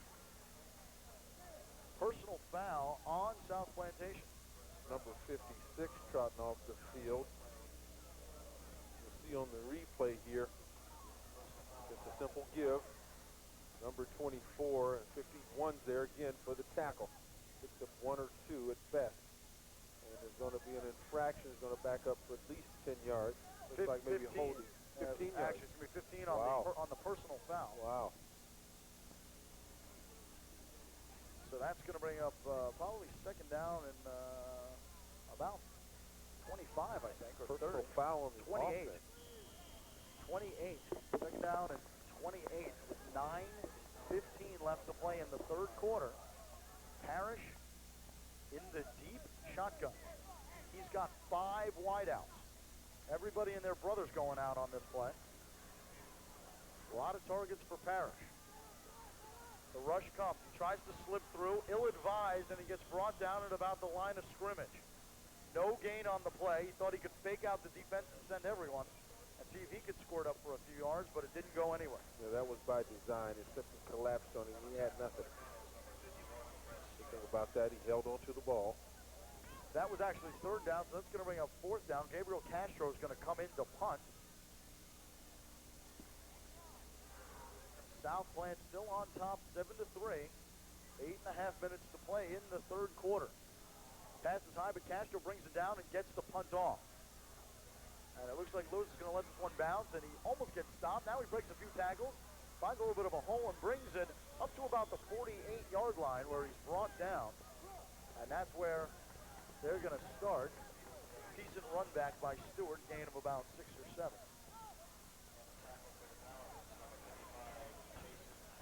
You'll see a replay on this fantastic punt. Snagging his jersey there. He's trying to slip some tackles and making what he can there. He holds onto the football, which is a good sign.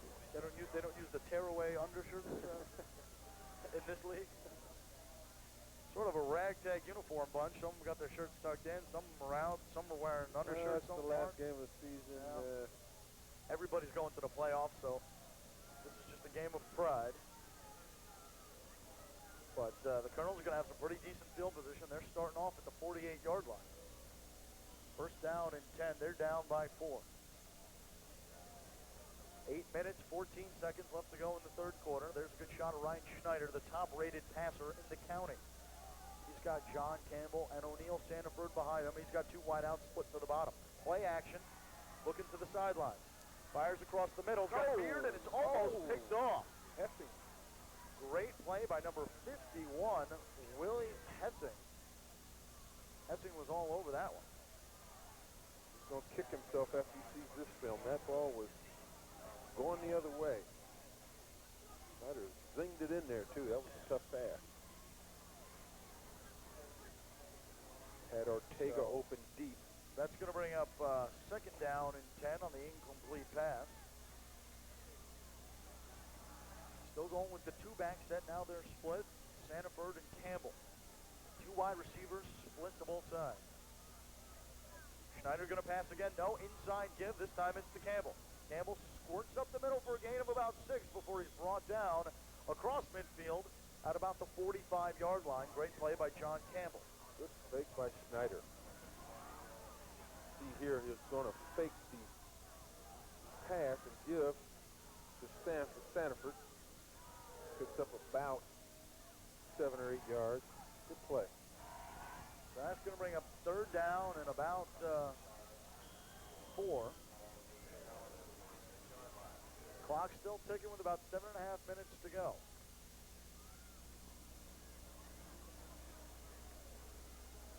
Single back set now. Campbell in the backfield. Two wideouts and a flanker, which is Beard.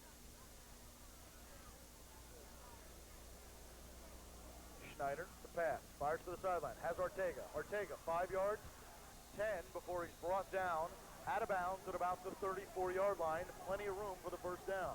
Needed 4, got about 8. Giving Ortega just a little bit too much room. Too easy to pick up 4 yards for a first down. You'll see Schneider look off the defense and come back to the left to Ortega, and just simply, it's too easy to pick up the first down. It'll be first down and 10. The ball resting on the 45, on the 35, excuse me, 34-yard line. Clock stopped with just over 7 minutes. Paladins, or excuse me, the Colonels still down, 7-3. We've seen him do this before and come away with just a field goal. Now Beard's in motion. Give us to Campbell inside. He's up the gut. Good push by the offensive line for a gain of about 7. He's brought down across the 30 at about the 26. Offensive line just heating up. Good protection, good run blocking. They're down by 4 points. They're going to spot this one at about the 28-yard line. They need to get across the 25 for the first down. So it's second down and about 4.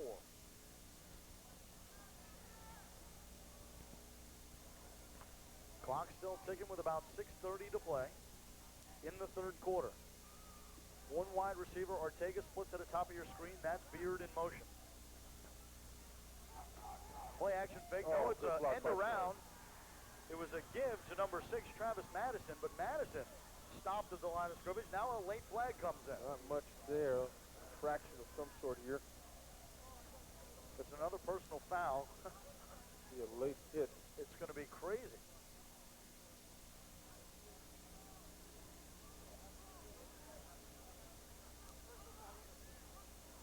Another personal foul. What, foul. John, on this replay, you see a quarterback has to be dimensional. He gives, and then he makes the block there. Good block by Schneider. Although he only picked up a couple of yards, but we'll find out what the flag is all about. Well, we couldn't see it on that replay, but we did get an indication from the ref it is going to be a personal foul, so that's going to move him 15 yards down. The ball was at the 30, and it's going to drop it all the way down to about the 15-yard line. So a little bit of a role reversal here as the Colonels get the good break. They're all the way down to 15. First down and 10 with just over 6 to play in the third quarter. away with a touchdown here. A field goal won't do it. Campbell and Sanford still in the backfield. They're lined up in the I. Beard is the flanker. Now he's in motion. Inside handoff to Sanford. Squirts through. Picks up about 5. Still moving. All the way down to about the 6-yard line before he's brought down. Gain of about 7 on the play. Good push. He just kept those legs moving and picked up an extra 3 or 4 yards. Good play by Campbell. Good push by the offensive line.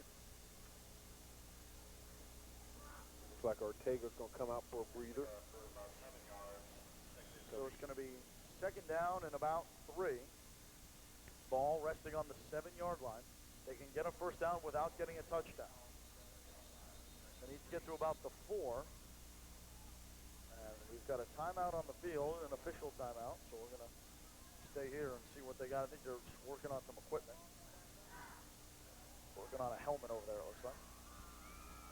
Crowd getting just a little restless. I know I am. So, as we said before, Scott Padgett was the injured player in the first half. Dislocated hip, but he was attended to. And he was taken to the hospital. We hear he's doing fine. Don't know what's going to happen with his football career with the Colonels going into the playoffs, but we'll hope for a speedy return. So, I formation. There's the inside handoff, but it's a fumble. And it might be South Plantation ball. Now we're getting indication that the Colonels have it. So, bad handoff between Sanford and Schneider caused the fumble. Colonels are going to retain possession, though, but it's going to be a loss of about 5. It's going to make it 3rd down and 8. You see this reverse angle here. The ball simply just squibs away. We had a little precipitation earlier in the day, so these kinds of infractions are going to happen from time to time. They're going to have to. Looks like we even have a man down for South Plantation. That we do. Can't see who it is, but the trainers are quickly coming over to attend. Looks like it's the number 55, and we'll tell you who that is. It's Jason Hollins, the defensive tackle. Hollins, he's sitting up, so that's always a good sign. Might have twisted an ankle or something. Don't want to speculate, of course. We don't know. But the trainers are attending to him. They're going to find out what's wrong and see if they can get him off the field. See, just as we were talking about Scott Padgett and how everything was going well, you see the concerned fans. They want to make sure that one of their own is okay. Everyone's biting their nails. A little doubtful crowd. That, I believe, you're looking at is the South Plantation side. And you think they would be a little, just excited. Yeah, you think they would be a little more upbeat, seeing that they're in the lead. But they get a water break in this session, get the chance to catch their breath. A shout of the crowd. And now the trainers are walking around. The crowd is doing the wave from time to time. I think they're going to try and get Hollins up. They've moved around to the back of him. There they are. They're going to try and get him up. Possibly just a leg injury, I believe it was, but he's up on his feet, so that's a good sign. I think he's going to be able to walk it off. I think it's a little more than a hangnail. Yeah. But he's walking off the field under his own power, so that's a good sign. Maybe just a little bit shaken up. But let me remind you that this game is being brought to you in part by University Dodge. University Dodge, home of the no bull pricing. You'll see my friend Anthony. He'll take care of you. And Media One. Media One, this is broadband. This is the way. Media One cable systems, internet access, and the whole shebang. The 3rd down and 6, a loss of 6 on the fumble and recovery. Schneider's going to line up in the shotgun with 2 backs, Harold Walden and John Campbell. Beard's in motion. Scott Lauriston split out. Schneider's going to pass. Fires to the corner of the end zone, looking for Beard, but it's intercepted. And he might. And he's running back. He's got a big block up front. Cuts to the inside, looking for a hole. He stops, breaks a few tackles, brings it all the way up to about the 40-yard line. Another big interception by this South Plantation defense. That time, number 43, Travis Campbell, the defensive back. You know, Schneider's got a lot of ability. He simply throws this ball too short. Number 43 is waiting on a great interception. wide receiver, is that number 5? Frank Beard. Beard, he falls down. He's going to bring it back to around about the 38-yard line, and here comes South Plantation back. They're very stingy on defense. So the ball's going to be on the 38-yard line. First down and 10. Again, we've seen the Colonels drive all the way down the field and come away with no points. That is going to haunt them. They're only down by 4, but that's enough. The way this South Plantation team is playing, they're going to look to put up some more points on the board. The double switch, 2 men in motion. Single back set, now another man in motion. He's going to stop and stay in the block.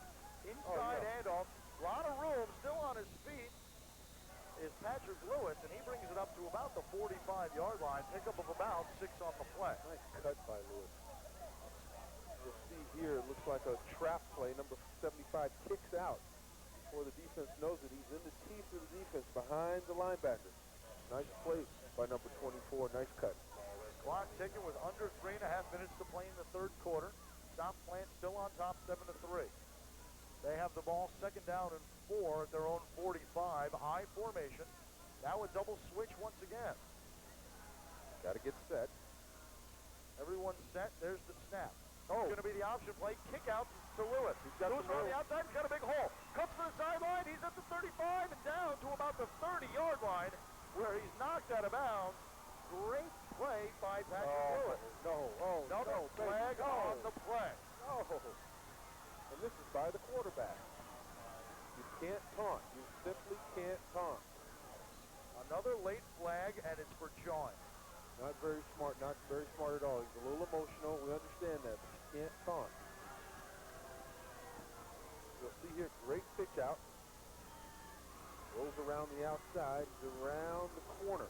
Very important here. Picks up a big chunk of yards. This play is coming back. Taunting by the quarterback. Well, it's unsportsmanlike conduct. It is not going to affect the run itself, but it will take 15 yards off of it. And that was on number 10, Tajay Parrish. Tajay knows better than that. Yeah, he should know better than that because that's ridiculous. The ball was originally down on the 35-yard line. They're going to bring it back to the 50. And just a bad bit of playing by Tajay Parrish. I formation once again. Man in motion. Parrish, play action. Under pressure, steps up in the pocket. Now he's running around. Looking for room. He's got a big hole. Going to pass? No, he's going to keep it himself. And he brings it for a pickup of about 6 on the play, all the way down to about the 44-yard line. Clock still ticks with about 2 minutes, 40 seconds to go. They're up 7-3, South Plantation is. And a pickup of about 7, going to be second down and 3. Tajay's got some quickness. He's one heck of an athlete. You'll see here on the rollout, he's made his mind up. He's going to take this ball and try to do something with it. Picks up 7 yards on this play, tucks it around, goes around the right side. Knows he's got some room. He's got some moves. He's very fast and elusive. He goes down, but that's after he picks up 7 yards. Courtney Mallory now the lone setback. 3 wideouts for Parrish. Man in motion. Inside handoff. No, Parrish is going to take it himself. Ball out. Ball comes loose, and it's picked up by the Colonel. No ruling yet from the official, but we'll see what it is. Bang. Colonel's ball. Parrish ran right into traffic, and that's where he fumbled. And the Colonels take over after the turnover. Boy, this one hurts, and it's a little embarrassing for Tajay. Fakes to the up bat and decides to keep it on himself. Only thing, he has to keep the ball tucked away. You see there, they strip him right before he goes down. That ball is definitely live, and it is a fumble. Going back the other way, Plantation. First down and 10. Ball now at about the 44-yard line. This quarter's coming close to being over. About a minute 48 to play. I formation with Walden and Campbell. Beards in motion. Schneider gives it to Campbell. Campbell looking for a hole, but gets stopped at the line of scrimmage. No gain. He had no chance of getting anywhere on that play. Oh, no. Clogged up in the middle there. South Plant put the stop on and put it on well. That's going to bring up second down and 10. Clock still ticking with about 1:20 to go.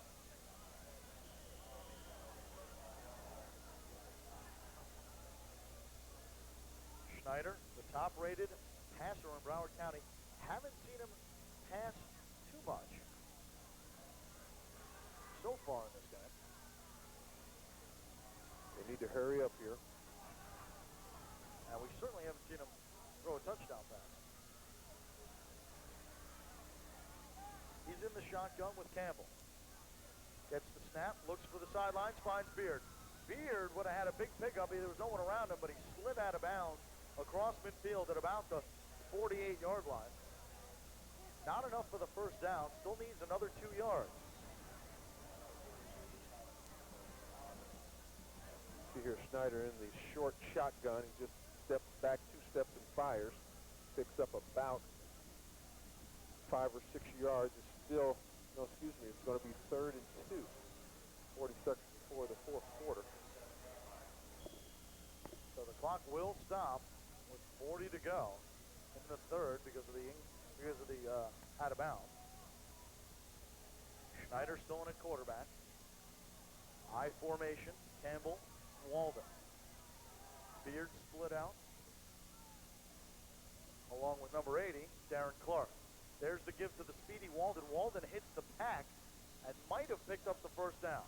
Ran into a brick wall and it gave a little bit. Tried to go with the extra effort, and I think it might have been enough, depending on where they spot this. They might have to bring out the change to measure. Might be a first down.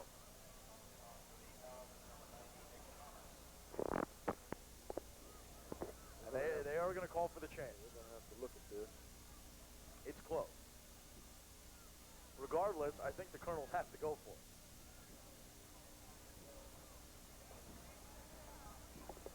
This is 4th down territory, especially when you're down by 4, but I think they might have enough for the first. And they do. Oh, yeah. First down by a football. First down and 10, ball at the 46. Colonels have a first down the length of a drumstick. The length of a drumstick. Maybe one of yours. The Colonels. Oh, hey. Stretch. Big stretch. I formation with Campbell and Walden, 2 wide receivers. They're split out to the top of your screen. Schneider going to pass. Quick pass to Beard in the flat. Beard around the outside makes a couple moves and picks up about 6 before he's brought down at about the 40-yard line. Nice play, Frank Beard. See here, Schneider just backs up and fires. This is almost a lateral. Beard catches it right on the parallel and makes some moves. He's got some nifty moves here, make a couple folks miss, and he pays for it at the end there, but he picks up a nice chunk. Looks like it's going to be a change of quarter. We're going to go to the 4th quarter now. That's right. The 3rd quarter did end. They are going to switch sides of the field and do all that kind of stuff. We're going to step aside, but we'll be back with the 4th quarter right after this.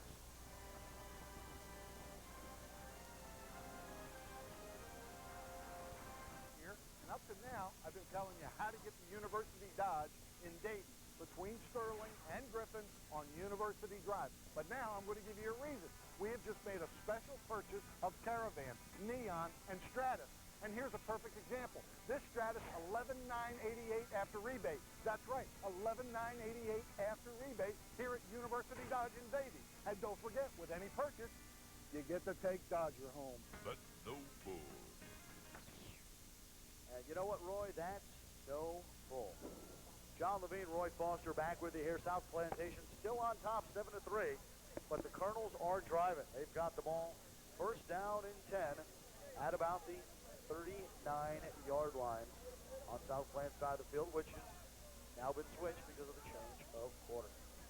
This, of course, a big bragging rights matchup. Plantation going for a perfect season, 10-0. South Plantation already had their perfect season spoiled last week against St. Thomas. They're looking to play the role of the spoiler. And speaking of roles, I had a great sandwich this afternoon. I had 3. I could. to do, right? So it's going to be first down and 10. Good shot at the top-rated passer in Broward County, Ryan Schneider. There's two wideouts and a flanker. Who is Beard? Man in motion is Ortega. Give inside to Campbell. Big hole up the middle. He breaks a couple tackles and takes someone down with him to the 30-yard line. Should be close to a first down. Nice push. Actually, You'll see here number 61 with the push. That's Green and Clark and Shapiro. Great offensive line play. They open up on the trap play, and he just goes up and picks up 9 yards. Good play. 10 yards. That's the first down. that is a first down. Ball now on about the 30-yard line. They need to get to the 20 for another one. They are driving, but how many times have I said this? We keep seeing them drive and come away with no points. Shooting themselves in the foot each and every time. We'll see what happens. I formation, man in motion is Beard. He's going to stay in the flanker position. Now he's going to come back. Inside handoff to Walden. Oh, Around boy. the outside, got a blocker and a hole. Gets hit, but shakes the tackle. Then he's hit again and brought down. Pickup of about 6. He's down to about the 24-yard line. Tell you what, this running play and their running game is setting up Schneider's pass. It gives them a lot of confidence. He's just going to give the ball to the deep back. Looks like a kick-out block by Beard. Nice play. They pick up about 6 yards. Nice play going in. Second down and 4 with just under 11 minutes to play. The officials are going to switch the ball here. That's what the delay is. Now they call another official timeout. And then somewhere over to the sideline. Oh, there they go. Okay, well, we're back in action. You are looking live. So, I formation. Sanford and Campbell. Beards in motion. There's the inside handoff to Campbell. Campbell picks up about 3, not enough for the first. Down to about the 21-yard line, it looks like. That's where they're going to spot it. Needs another yard for the first down, so it's going to be third down and 1. Nope, they calling it first down. I don't know how they did that. That was a stretch. Is that first down? No. Is that first down, or is that his... No. This guy has a very odd way of... Like third and 1. What he does is he stands with an outstretched hand, and he's got 3 fingers pointed, so from far away it looks like first down. But going with the I formation, third down and 1. Beards in motion. Going to be inside handoff to Sanford. He's got enough for the first down. Picked up about 2 on the play down to about the, looks like about the 18-yard line. First down and 10. So the clock continues to roll because of the running play. See on this replay, they just need a yard. And he's going to pick up about 2. Keep the drive alive, and they look like they're knocking on the door. Now we got another player down on the field for South Plantation. That looks to be number 44, Colas, the defensive lineman. Good to be like a mash unit. Definitely. You see he's got the good shot of the Colonel fans. They're all hopped up and excited. They're hoping their team goes perfect for the season, 10-0. But if they want to, they need another 4 points. Colas down on the field.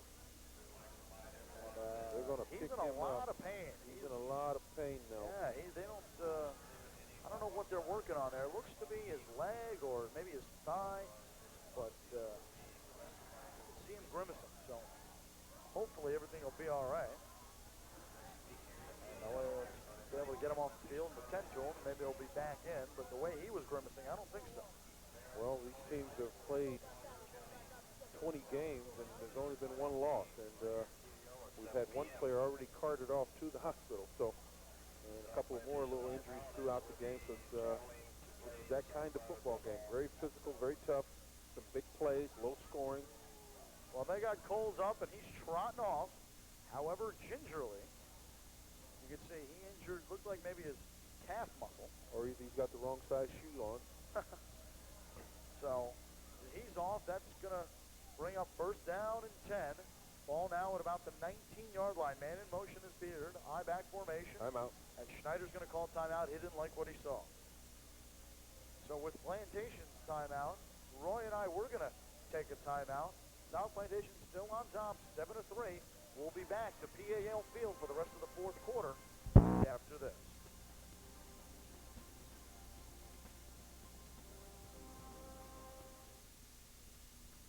Tune in each week to Healthy Living, where you can experts about the latest breakthroughs in nutrition, diet, and exercise. Health experts and professionals will be waiting to take your calls. Join us this week where we will cover new procedures in heart surgery. Brought to you by the North Broward Hospital District. Get the most from your life. Watch Healthy Living.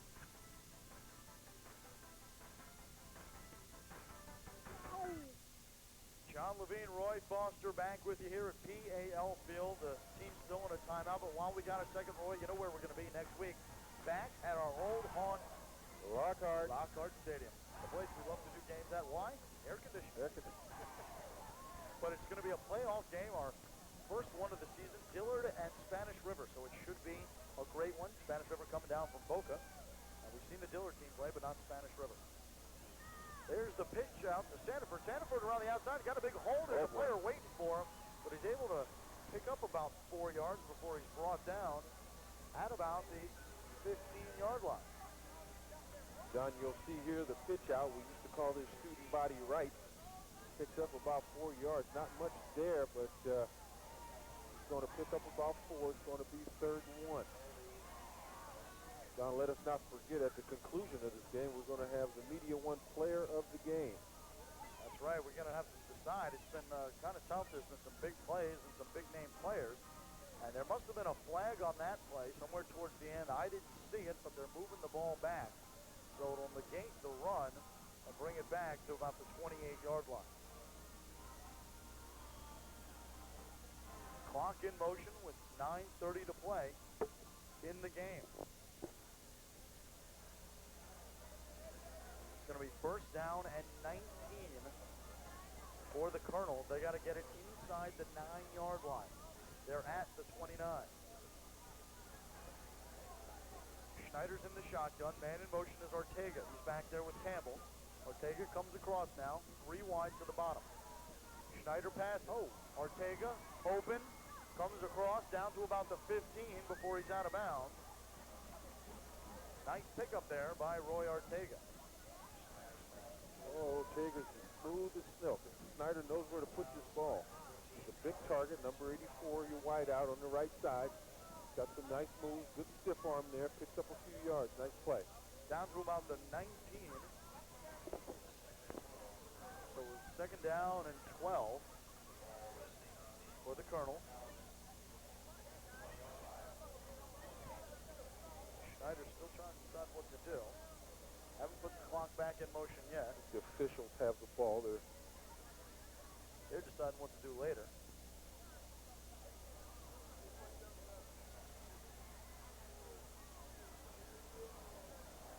And I think we're getting this thing back. Ready to go. Clark and Ortega come back out onto the field. A little under 9 minutes to go. A field goal would get them as close as 1. 6 to 7 at that point. Schneider still in the shotgun.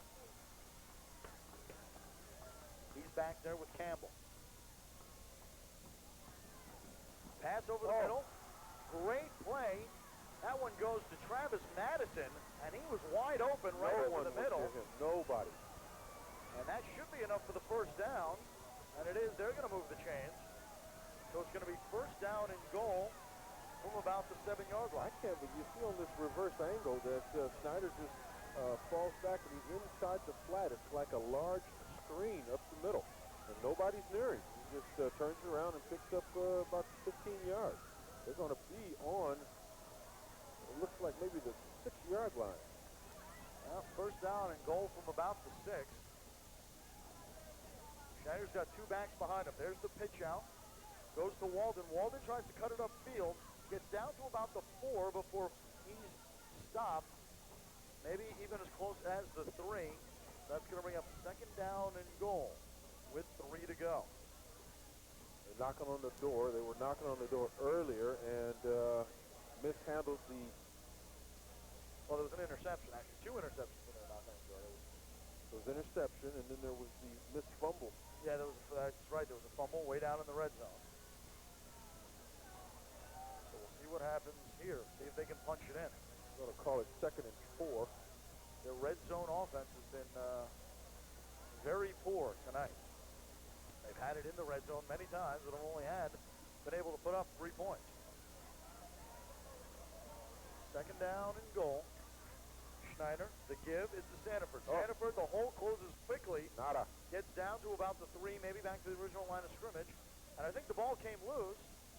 There's a flag down on the play, but we'll see what the ruling is. I think the refs are saying 3 fingers.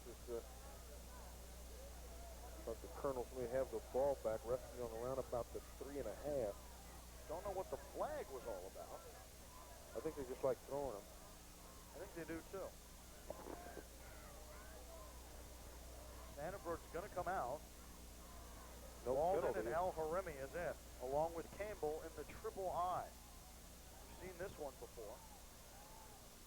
And there's to Campbell, and Campbell can't get in. That's going to bring up 4th down and goal. My man. Ball now on the 1. Will Hefteen.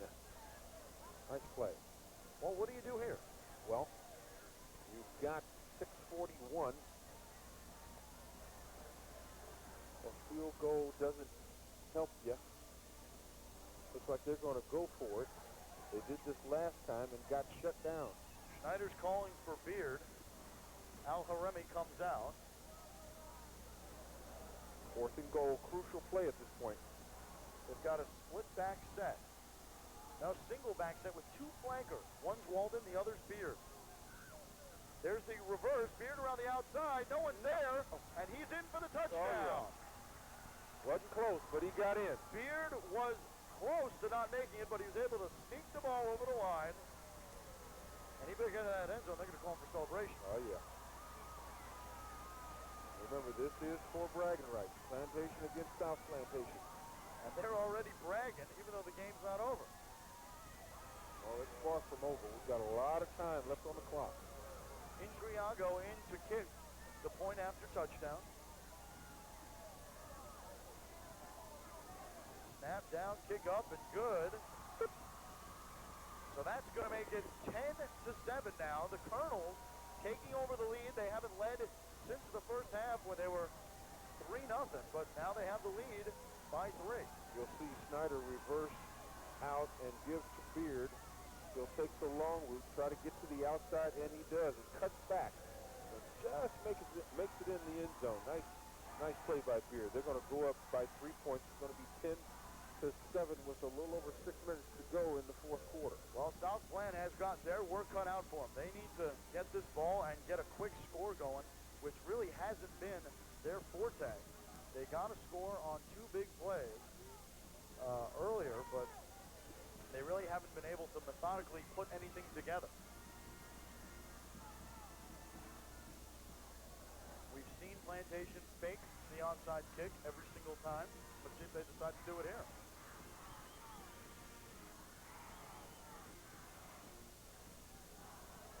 And they don't. Why do they do that? Well, I guess they just try to set something up. So it looks like Neves and Stewart are back to receive for South Plantation. Or Patrick Lewis, excuse me, not Stewart. It's a short kick. And it's fielded at about the 25-yard line, but he's brought down his number 14, Cal Edwards, and he gets popped. Edwards didn't have a chance to go anywhere on that play. A lot of the Colonels fans, they're probably breathing some life into this stadium as their team goes on top 10-7.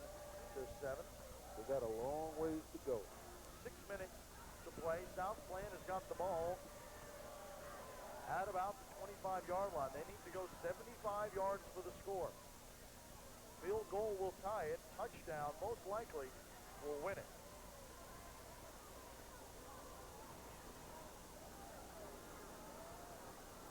And the crowd comes alive here at PAL Field.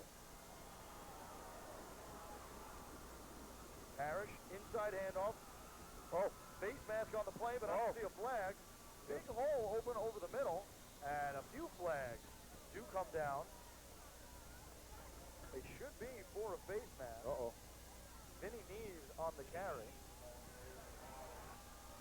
And it is going to be on the Colonel.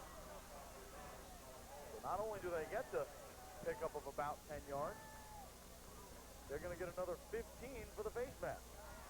That's going to bring it all the way up to the 50. Well, if you're looking for 75 yards, this is a nice piece of real estate you're picking up. You'll see the backside lineman pull. This is a misdirection reverse.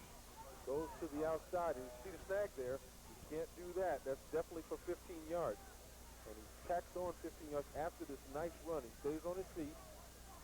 Tackle there, and it's going to be first down. Looks like around about the 50-yard line there at the midfield mark. Neves had the peace of mind to stay on his feet and pick up the extra yards after the face mask. So great piece of running. Man in motion is John Just. Parrish looking to pass. Finds Just in the flat. Just trying to cut for the sideline and does. Got a big hole, and he's dragged down from behind, but not after a big gain of about 15 yards.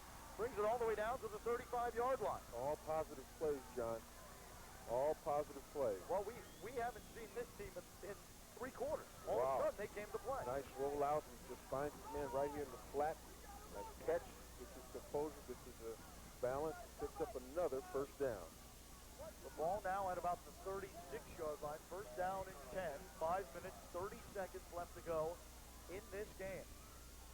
South Plant is down by 3. But they're moving the ball. Parrish still in at quarterback. 2 flankers and a wide out. That's Vinny Neves. In motion, but it's a reverse. This time it goes to Patrick Lewis, and Lewis is spun around and brought down after a gain of about 2. Yeah, they picked that up in a hurry. Nice mixed array. They played that, ran that play for the second time. This time they only pick up about 3 yards. You see here on the replay, nice misdirection, nice hold.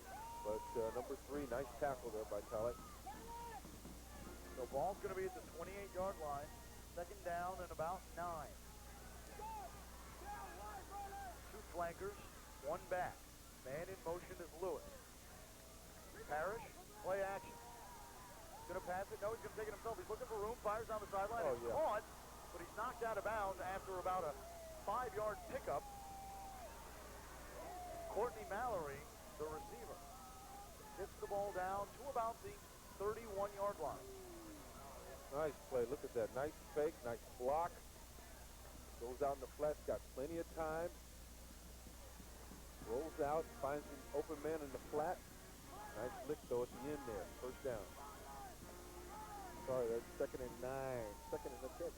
Now it's going to be third down at about 6. They need to get down to about the 25-yard line, and they're at about the 31. Mallory's in the shotgun. It's going to be a motion on the offense. No, it's not. They got back set. And it's a throw and catch, it looks like. Yeah, for a first down. Didn't understand that. Looked like the ref was... That was goes to, yeah. Antoine Williams was the receiver. Yeah, they're going to call it here. They did throw a flag on the play, but they didn't blow it dead. You see here on the reverse angle that it looked like there might have been an infraction. Look at this ball. Nice throw, nice catch. But they're going to have to bring this one back. They're going to bring it back. I believe it is going to be motion on the offense. But if that was the case, why they didn't whistle it dead at the beginning, I That don't was know. a nice camera angle. Ball coming right at you. So they're going to back this play up to the original line of scrimmage. Oh, and it's ineligible man downfield. One of us linemen. Well, yeah, what are you guys always doing down there? Hey, never know. So that's going to make it third down and 11. Ball at about the 47-yard line. They need to get across the 25. It's a very crucial play. They need to keep this drive alive if they've got a chance. They're going to take a timeout. They're going to take a timeout. They're going to want to discuss this one. So Roy and I are going to take a timeout. We'll be back with the final 3 minutes, 51 seconds from PAL Field right after this.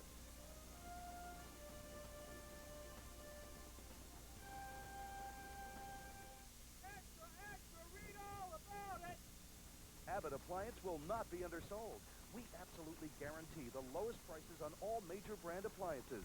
Like this Frigidaire tumble action washer and dryer. Stacked or side by side, Frigidaire provides unbeatable results while adding valuable workspace to your laundry area. Frigidaire, there is no better choice. Hometown service and discount prices. Come in and see why Abbott Appliance continues to make headlines. John and Roy back with you here at PAL Field. score, 10-7, Plantation on top of South Plantation. But South Plantation's got the ball, and they're looking to convert on a 3rd and long. Nice tight football game where only 3 points difference between both teams. Bragging rights for Plantation, and there's going to be some happy folks and some folks with some watery eyes after this one is over with. Parrish comes to the line. He's got a back behind him and 2 flankers. Man in motion is near. Parrish, play action. Back, got plenty of time. Now he's going to have to scramble. He's under a lot of pressure, and he's brought down in the backfield, all the way back behind midfield at about the 47. Oh, boy. Thought he could shake the tackle, but couldn't.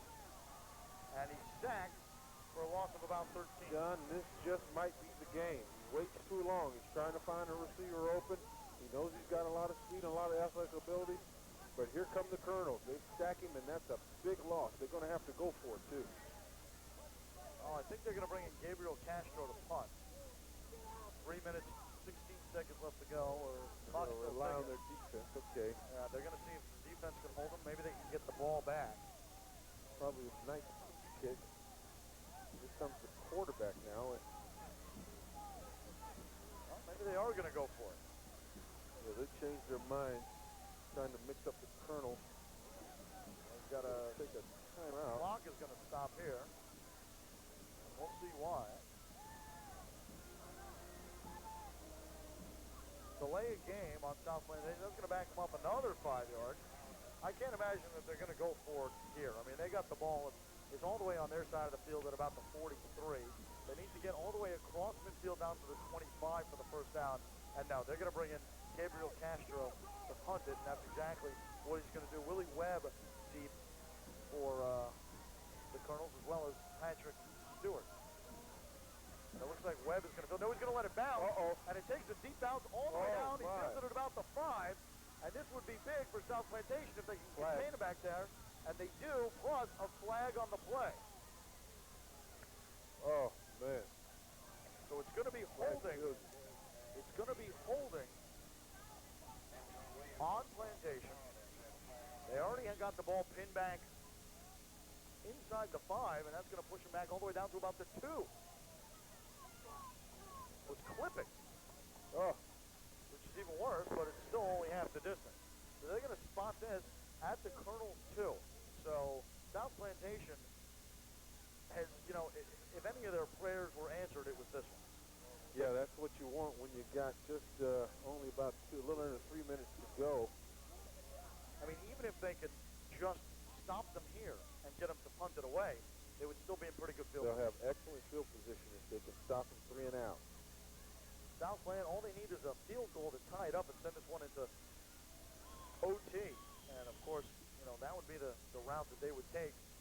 If they needed to. And Schneider's been a little suspect in this game. He hasn't been his normal sharp self, so anything can happen.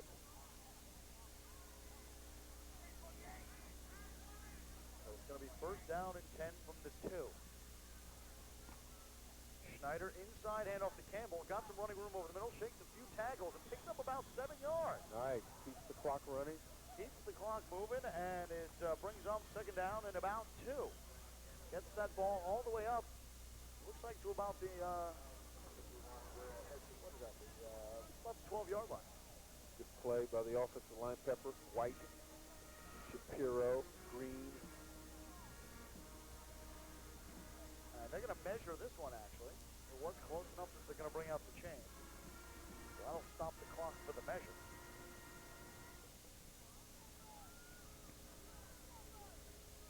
Good football game. And it will be enough for the first down. So he did pick up 10 on the carry. Big play for John Campbell. You'll see Campbell. He'll get it blocking what he needs up front. Picks up just enough for a first down. A nice 10-yard play here. He's just keeping his balance, puts his arm down. Great play. Well, Roy, I got to tell you, I'm still a little undecided on this player of the game here. I mean, there's been a couple of key players and what they've done. You know, I don't think it really matters who wins or loses. I think it's, you know, Going to be tight. Going to be tight. You know, a couple names to throw out. Tajee Parrish had a big interception and threw a touchdown pass. He's pretty big, as well as Gabriel Castro. Here's the give this time to Walden. Walden's around the outside. He's got a big hole. Crosses the 25 where he's brought down at about the 28. And another first down. So the ground game for the Colonels really coming alive. Oh, yeah, that offensive line, Green and Shapiro. Nice kickoff block by the lead fullback here on number 14. Great play. He's covering up the ball. He has to do that. And, well, great play. Another first down. Less than 2 minutes to play in this game. South Plantation still down by 3, but the Colonels are driving. And South Plantation is going to call a timeout. They don't want to yield any more yards, so they're going to want to talk about this one. Roy and I are going to step aside for just a sec, but we'll be back with the conclusion of this game right after this.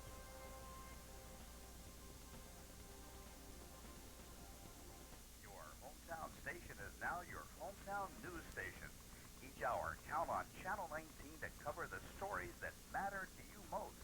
From City Hall to your backyard, we'll cover the news from a local perspective. If you see news, shoot it with your video camera and call the Channel 19 News Hotline. News 19, news that hits home. The news is brought to you by Lou Back Road Chevrolet. John and Roy back with you here for the final minute 44 of this exciting football game. It's not a playoff matchup. It's not a district matchup. And it's exciting. South Plantation coach giving these boys a good talking to. They're down by 3 and they need the ball back, so he's getting on them. First down and 10. Ball all the way up at about the 28-yard line. Schneider going to hand it off to Campbell. Campbell tries to cut it up the middle and does for about 3 yards.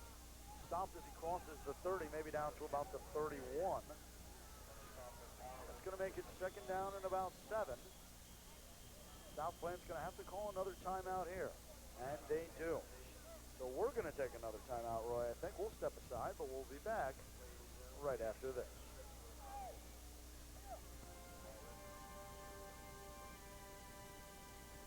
Traditionally, Mexican meals are lovingly prepared from treasured family recipes. That tradition is alive at Garcia's in authentic recipes from the heartland of Mexico. We prepare our mouth-watering specialties fresh each day using the finest ingredients, just as the Garcia family has done for generations. Authentic Mexican food and refreshing, frosty margaritas. Garcia's, a fresh tradition in Mexican food. At the Pine Ridge Plaza.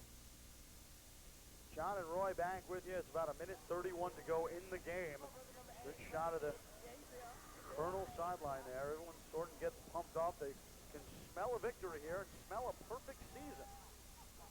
And I'll tell you, Roy, I think right now, if I have to go for my player of the game, I liked Ortega. He had some nice catches. Yeah, Ortega definitely, yeah, absolutely. I definitely think I was going to say maybe even Beard. Beard had the touchdown and a few nice catches for Ortega. Yeah, Ortega has some great catches to give to Walden. Walden around the outside. Enough for the first down and a little bit more. He's across the 40-yard line down to about the 41. So another first down. The clock is still going to run. Just over a minute 20 to go. South Plant, no more timeouts. They've called them all. So they got enough for the first down. The clock's still running. This is a great play. Look at that offensive line, and they're just chewing up some clock. They know they don't need points. They just need that clock to dwindle down.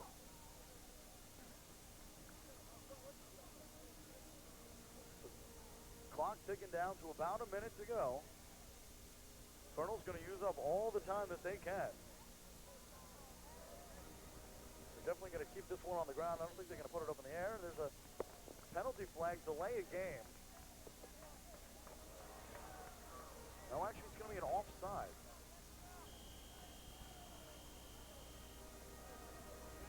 And a timeout on the Colonel. So we're going to hang here and try and figure this one out, Roy. I didn't see anybody offside. Did you get that? Yeah, I saw one guy. Unless they called the guys on the sidelines, which I don't know.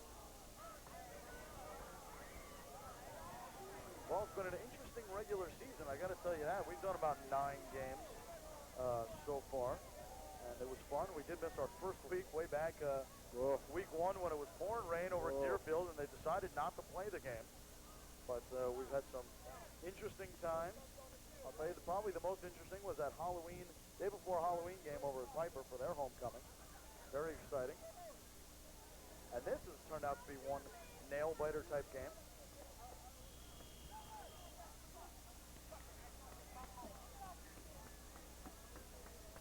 And I think that the Colonels are just going to kneel on this one. I think that's their plan. 54 seconds to go.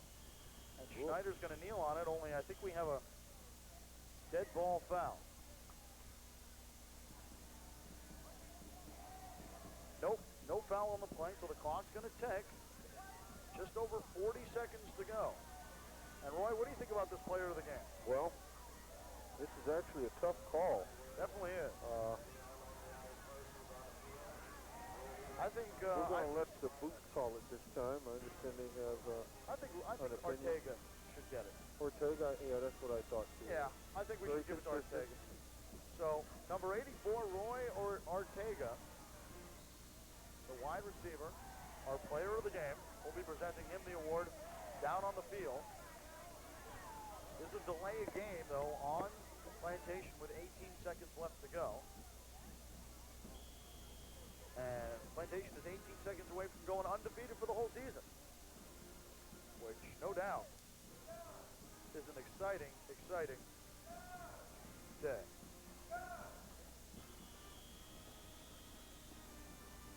And that's going to do it, I think. That's going to let the clock wind down. Under 10 to go, and they're not even going to run another play. So Plantation comes out on top. 10-7, the final score. They came by and they soaked the coach. Frank Hepler gets soaked with the Gatorade because he absolutely deserves it. Going 10-0 on a perfect season has just got to be absolutely incredible. Yep, this is what you want to be when you go off into the playoffs. They're going to be 10-0. Great football game. Well, Roy and I are going to head out of here and head down to the field so we can present our player of the game with his award and talk to Frank Hepler, the head coach. So we'll be back with that right after this.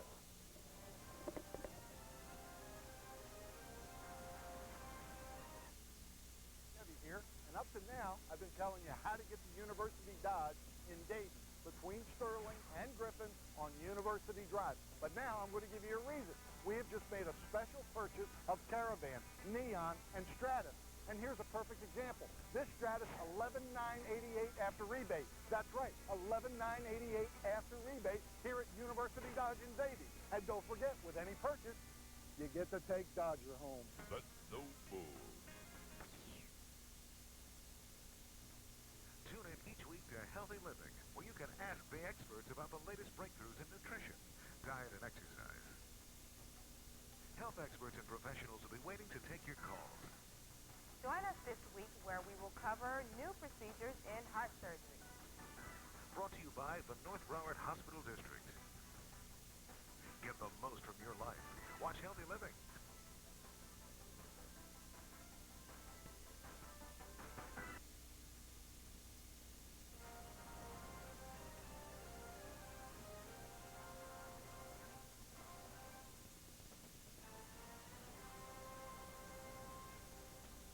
Levine, Roy Foster, we're out here on the field now with our Media One player of the game, Roy Ortega. Roy, it's my pleasure to present this to you. And, you know, maybe we should call you Mr. Consistency because you seem to be the go-to guy on the long third downs. Now, you were part of this team that's now gone 10-0.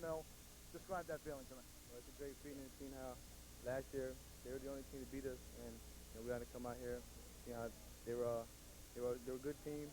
Came out here, played hard. Give credit to the O-line, quarterback. Everybody just did a good job. Now, you did talk about, you know, the revenge factor. They were the only team that beat you last year. Was a little bit sweeter because you won your final game against Plantation? Yeah, it was. You know, they, like I said again, they were a good team. Last year, you know, they're the only team to beat us, and it feels great to beat them. Well, from this Roy to our Roy, he's over there with Coach Frank Hepler. Coach?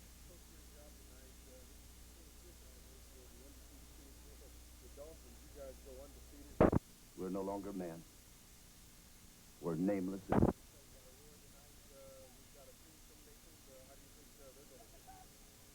we're going to work real hard to get ready for that team in Naples.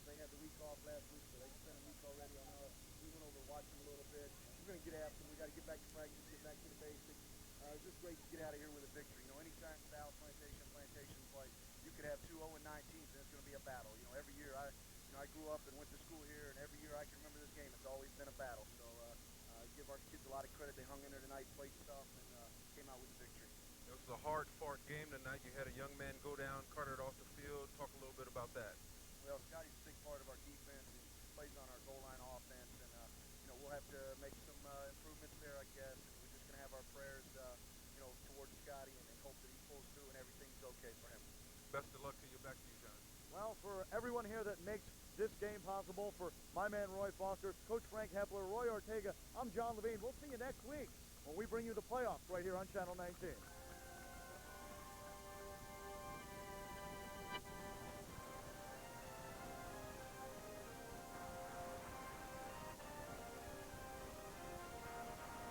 Kicks off.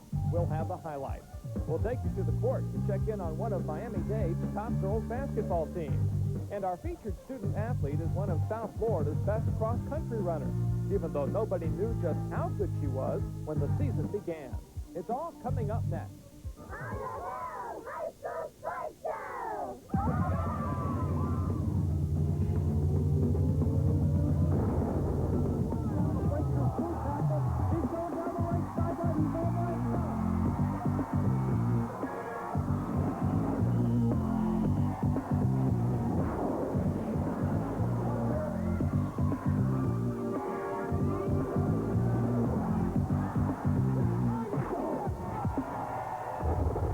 The Miami Herald High School Sports Show. Today's show is brought to you by Auto Nation USA, the better way to buy a car. Health Stout. And Gatorade. Good morning, and welcome to another edition of the Herald High School Sports Show. I'm Dan Levichard. The regular season has come to an end in high school football, and now we got to the best part. It's time to crown some champions. Here in South Florida, there's a slew of teams with hopes of a state title. Among them, St. Thomas Aquinas, which for the second year in a row opened the playoffs against the Buccaneers of South Dade. This contest in Fort Lauderdale was the first playoff matchup pitting Dade versus Broward teams. Not much offense in the first half. St. Thomas had a chance to score, but Quincy Brown's pass is dropped in the end zone. Joe Tassone came in to kick a 32-yard field goal, giving the Raiders a 3-0 lead. In the second quarter, South Dade mounted a drive. Nice run here by Sunset Graham, taking it down into the red zone. The Buccaneers face 4th and goal at the St. Thomas 2. Quarterback James Terry keeps it around the right side, but Scott Masuko makes the touchdown-saving tackle, and the ball goes over to St. Thomas. It was 3-0 at halftime. Second half, a couple of great catches highlighted the action. First, Cameron Ankley leaps to make a nice reception. That set up another Tassone field goal, making the score 6-0. Then watch this one. South Dade's Tommy Barcina seemingly has the interception, but the ball goes out of his hands and into Ankley. He runs out of bounds with a 42-yard gain. That set up this touchdown to cap the scoring. Jonathan Shaw taking it in, standing up. St. Thomas advances in Class 5A, defeating South Dade 13-0. This is George Richards at South Broward High School. On Friday night, the host Bulldogs faced South Plantation in a first-round state playoff game. Last season, South Broward went to the third round of the state playoffs.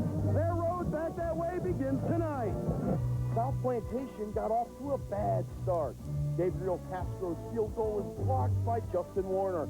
It would be the Pelicans' best chance for a while. A little later, South Broward's Brian Hay began what would be a terrific night. He runs down the right side, and he is gone. His teammates come on the field to watch as Hay completes a 72-yard scoring run. How about some defense from the Bulldogs? Kenta Darlington, Dwayne Feature, and Chad Belzer all combined to sack South Plantation quarterback Tajay Parrish. A bit later, watch this play. 4 players go up for the pass from Casey Sheffield, but only number 2, Jamel Topher, comes down with it. The great pass completes a 15-yard touchdown. It's 17-0 South Broward at the half. After a scoreless third quarter, South Plantation staged a comeback. Parrish runs it in here for the touchdown, making the score 17-7. And on the Paladins' next possession, Parrish finds Brandon Stewart open for a 25-yard score. Suddenly, the South Broward lead is cut to 3, 17-14. But then Hay did his thing again. Once more down the left side of the field. He'll go all the way again, this time 77 yards for the clinching touchdown. Hay rushed for 191 yards on the night as South Broward goes on to win it 24-17. Last week, this field was kind of wet, and Brian Hay had a tough time on it, but it's wet today, but he didn't seem to have much time on it today. He ran well today. For the Herald High School Sports Show, I'm George Richards. Now, in District 16-6A, we had a unique situation this year. A three-way tie for the last playoff berth between Killian, Homestead, and Palmetto High School.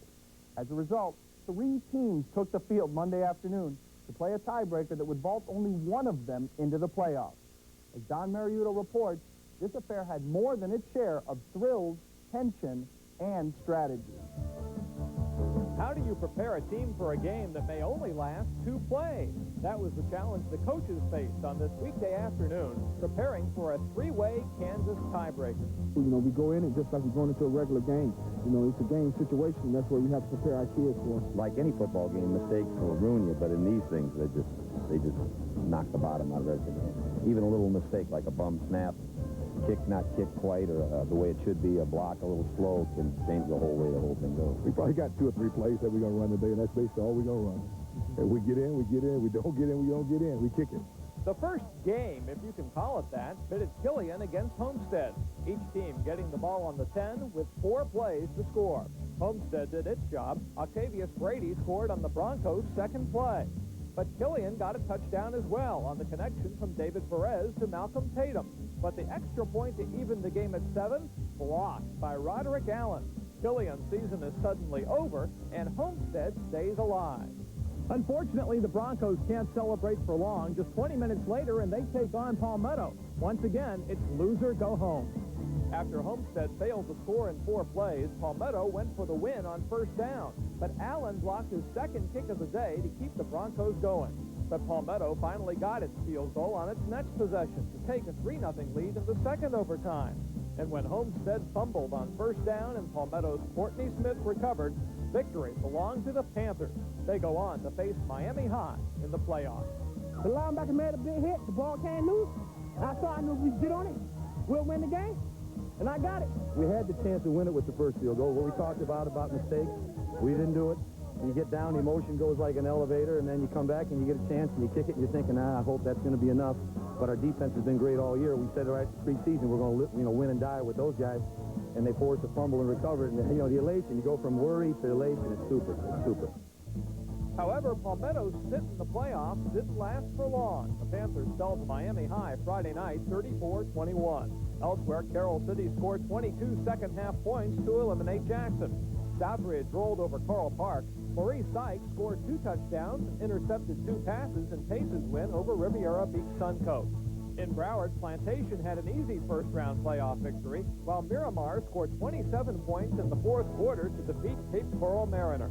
Dillard stayed alive, 16-10 over Spanish River. Olympic Heights ousted Piper.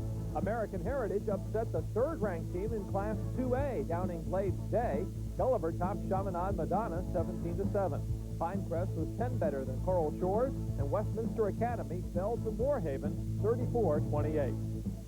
Our AutoNation USA Big Game of the Week is up next when the Herald Sports Show continues. And we'll introduce you to a young lady who's moved to Miami to dominate the scene in cross country. I never saw it coming. I'll never forget the noise, and I'll never forget the pain. My future was at stake. I wanted the best. Health South, surgery, rehab, and hours of hard work. But now I'm back, ready to rock your world. Give me the ball.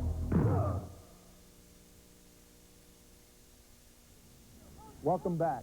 The American Patriots and Northwestern Bulls have traveled completely different paths this season. American won its first 7 games of the year before losing 2 in a row, while Northwestern lost its first game, but then rebounded to win a district championship. This week, these 2 teams met at Traz-Powell Stadium to kick off the 1997 football playoffs. It's Northwestern versus American, and it's our Auto Nation USA big game of the week. After an 8-2 regular season and a district championship, the Northwestern Bulls came into the playoffs riding high, and they kept the momentum on the game's opening drive. Tywan Stevens opens things up with a 42-yard completion to Joshua Bush. On the next play, Torrey Cox takes it the rest of the way for a touchdown, and quickly it was 7-0 Bulls. But American answered right back. Quarterback Jerron Nesbitt tied the game with a touchdown run, then found a wide-open Trayon Mitchell coming out of the backfield for another score late in the first quarter. American led 14-7. Then the Bulls made a big mistake. They muffed the punt. Ulysses Holloway recovers for the Patriots inside the Northwestern 5. 3 plays later, it's Nesbitt on the sneak to put American up 21-7. However, Northwestern answered with a 15-yard pass from Stevens to Ora Farlow. It's 21-14 American at halftime. But the Patriots stunned Northwestern fans in the third quarter by taking control of the game. Nesbitt scores here for the third time, running in on the option right. Then, on the first play after a Northwestern punt, Mitchell gives American the points it would need to win the game. No one's going to catch him. He goes 77 yards for the score, putting the Patriots up 35-14. Northwestern staged a comeback in the fourth quarter. Stevens scrambling in for the touchdown here, but there would be no miracle for the Bulls. Latravius Darty seals the win with the interception in the game's final moments. American can savor a big upset win and advances in the playoffs. We believe in each other, and when you believe in each other, you know you win. And that's what we did. We believed in each other. And if we keep on believing, we'll be up there in state championship.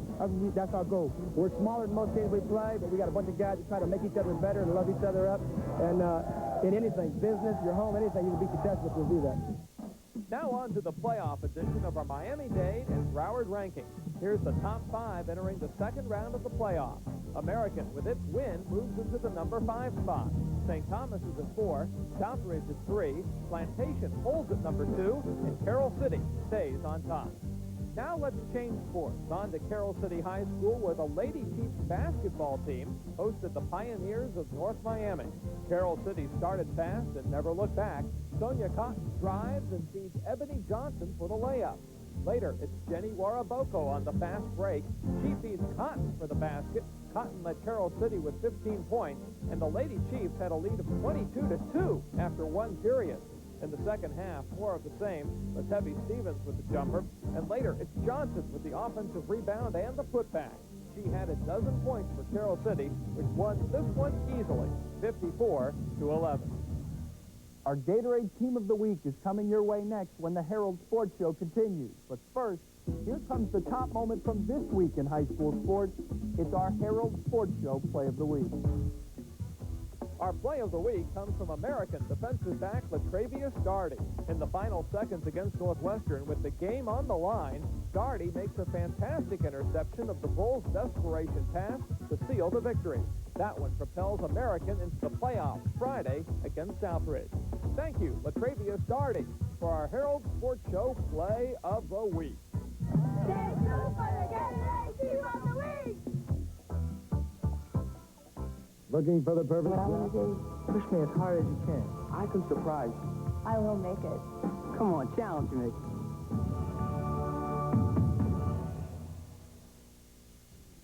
Welcome back. Each week on the Herald Sports Show, we recognize one special team for its achievement on the field and its success in the classroom. Joining us now to present this week's Team of the Week is Sports Show reporter Robert Desir. Robert? Thanks, Dan. This week's Team of the Week surprised the experts by having an outstanding football season, and they advanced in the playoffs in the most exciting way possible. Here they come. We're proud to present to you our Gatorade Team of the Week.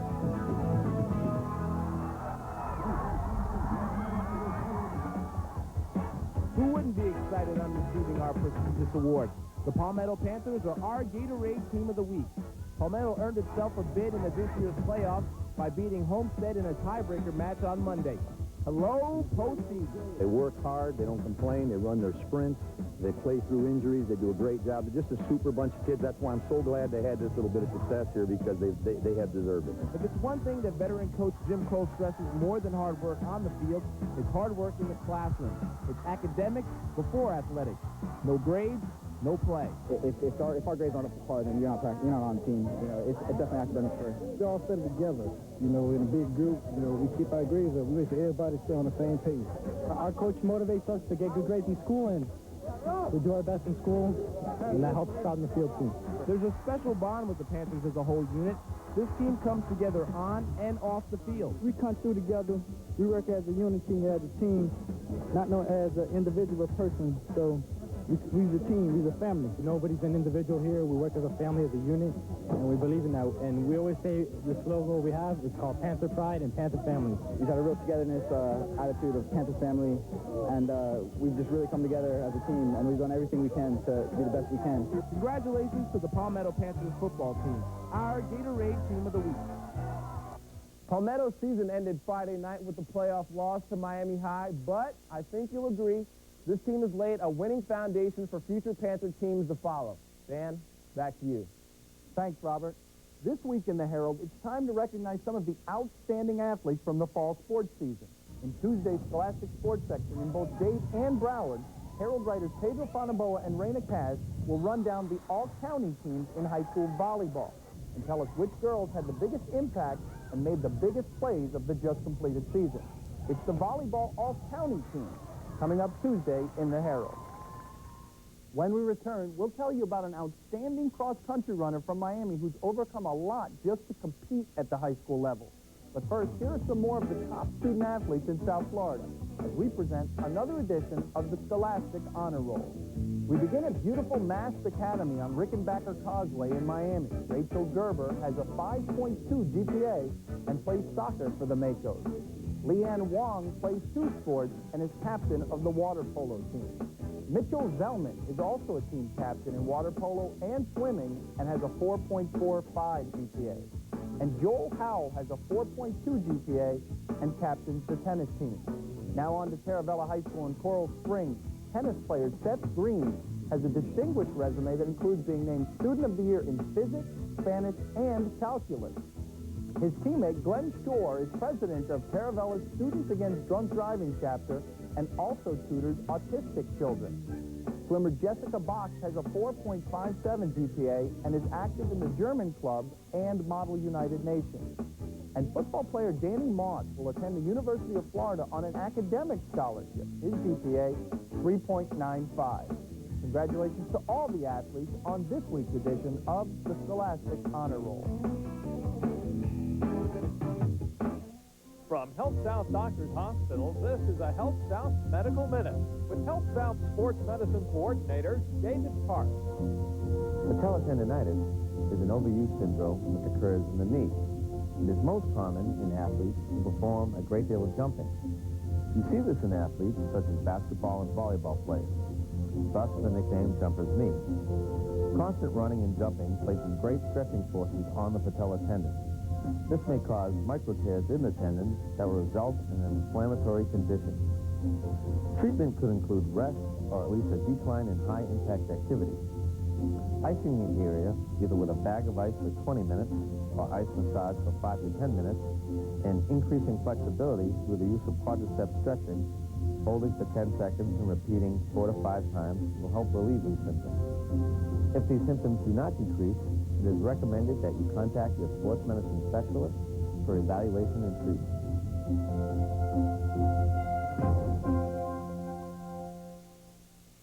I had no fear. The biggest linebacker, the fastest corner, don't touch him. End zone, I owned it. I never saw it coming. I'll never forget the noise, and I'll never forget the pain. My future was at stake. I wanted the best. Health South. Surgery, rehab, and hours of hard work. But now I'm back, ready to rock your world. Give me the ball.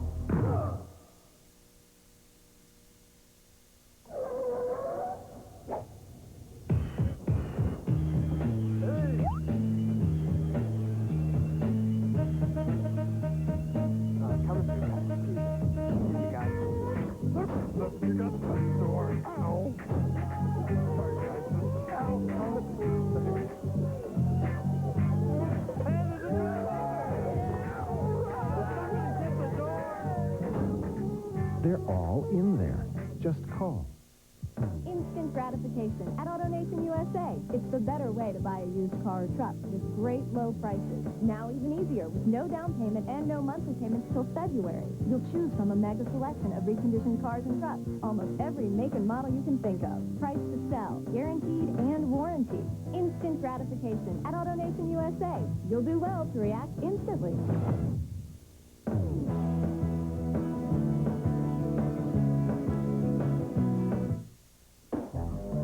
Welcome back to the Herald Sports Show. Congratulations go out this morning to the St. Thomas Aquinas boys and girls swimming team.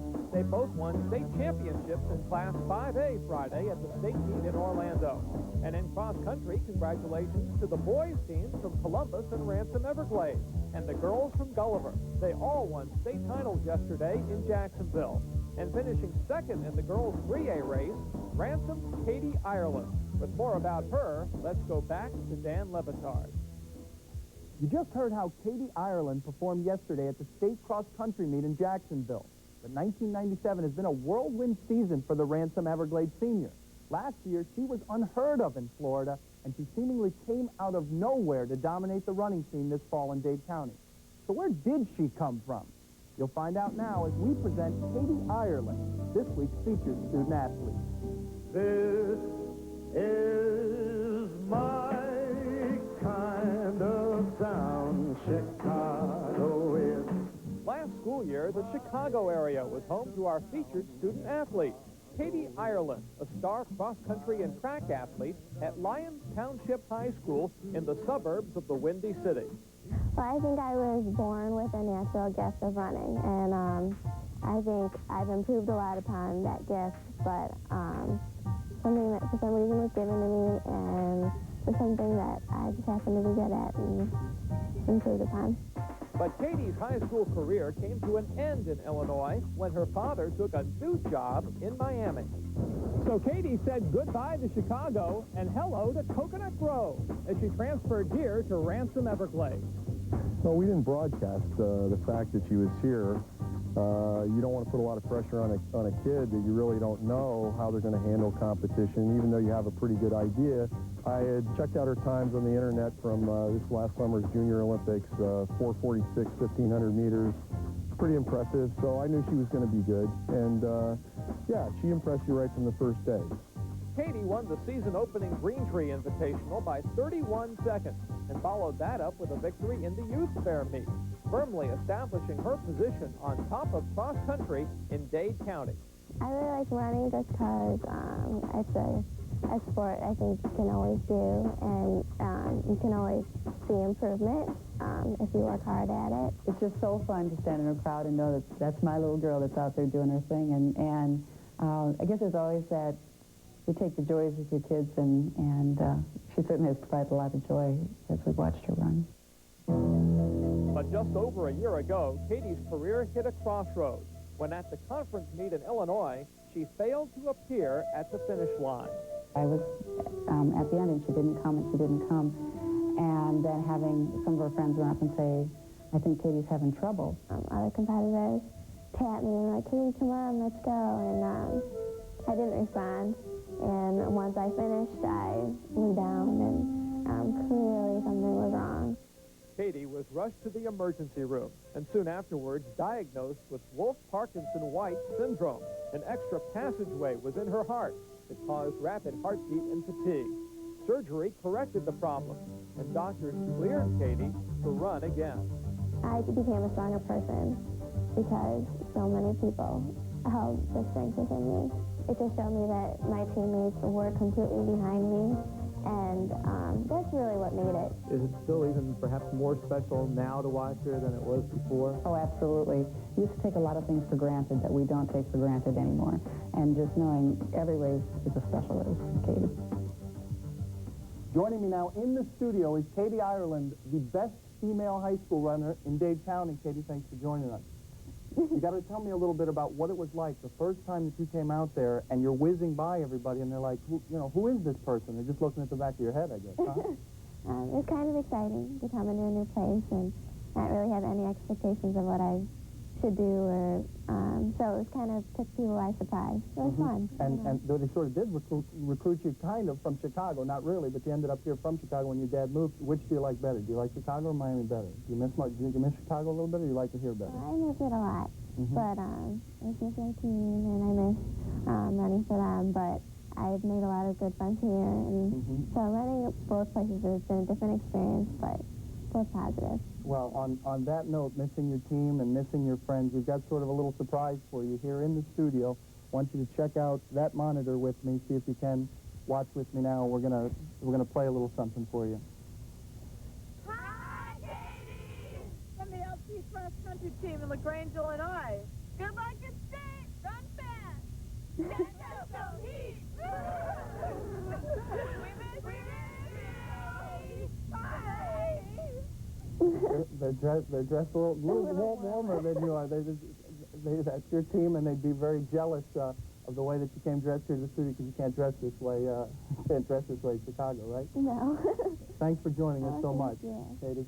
That'll do it for this edition of the Herald High School Sports Show. For Katie Ireland, I'm Dan Lebitard. We'll see you again next week, everyone.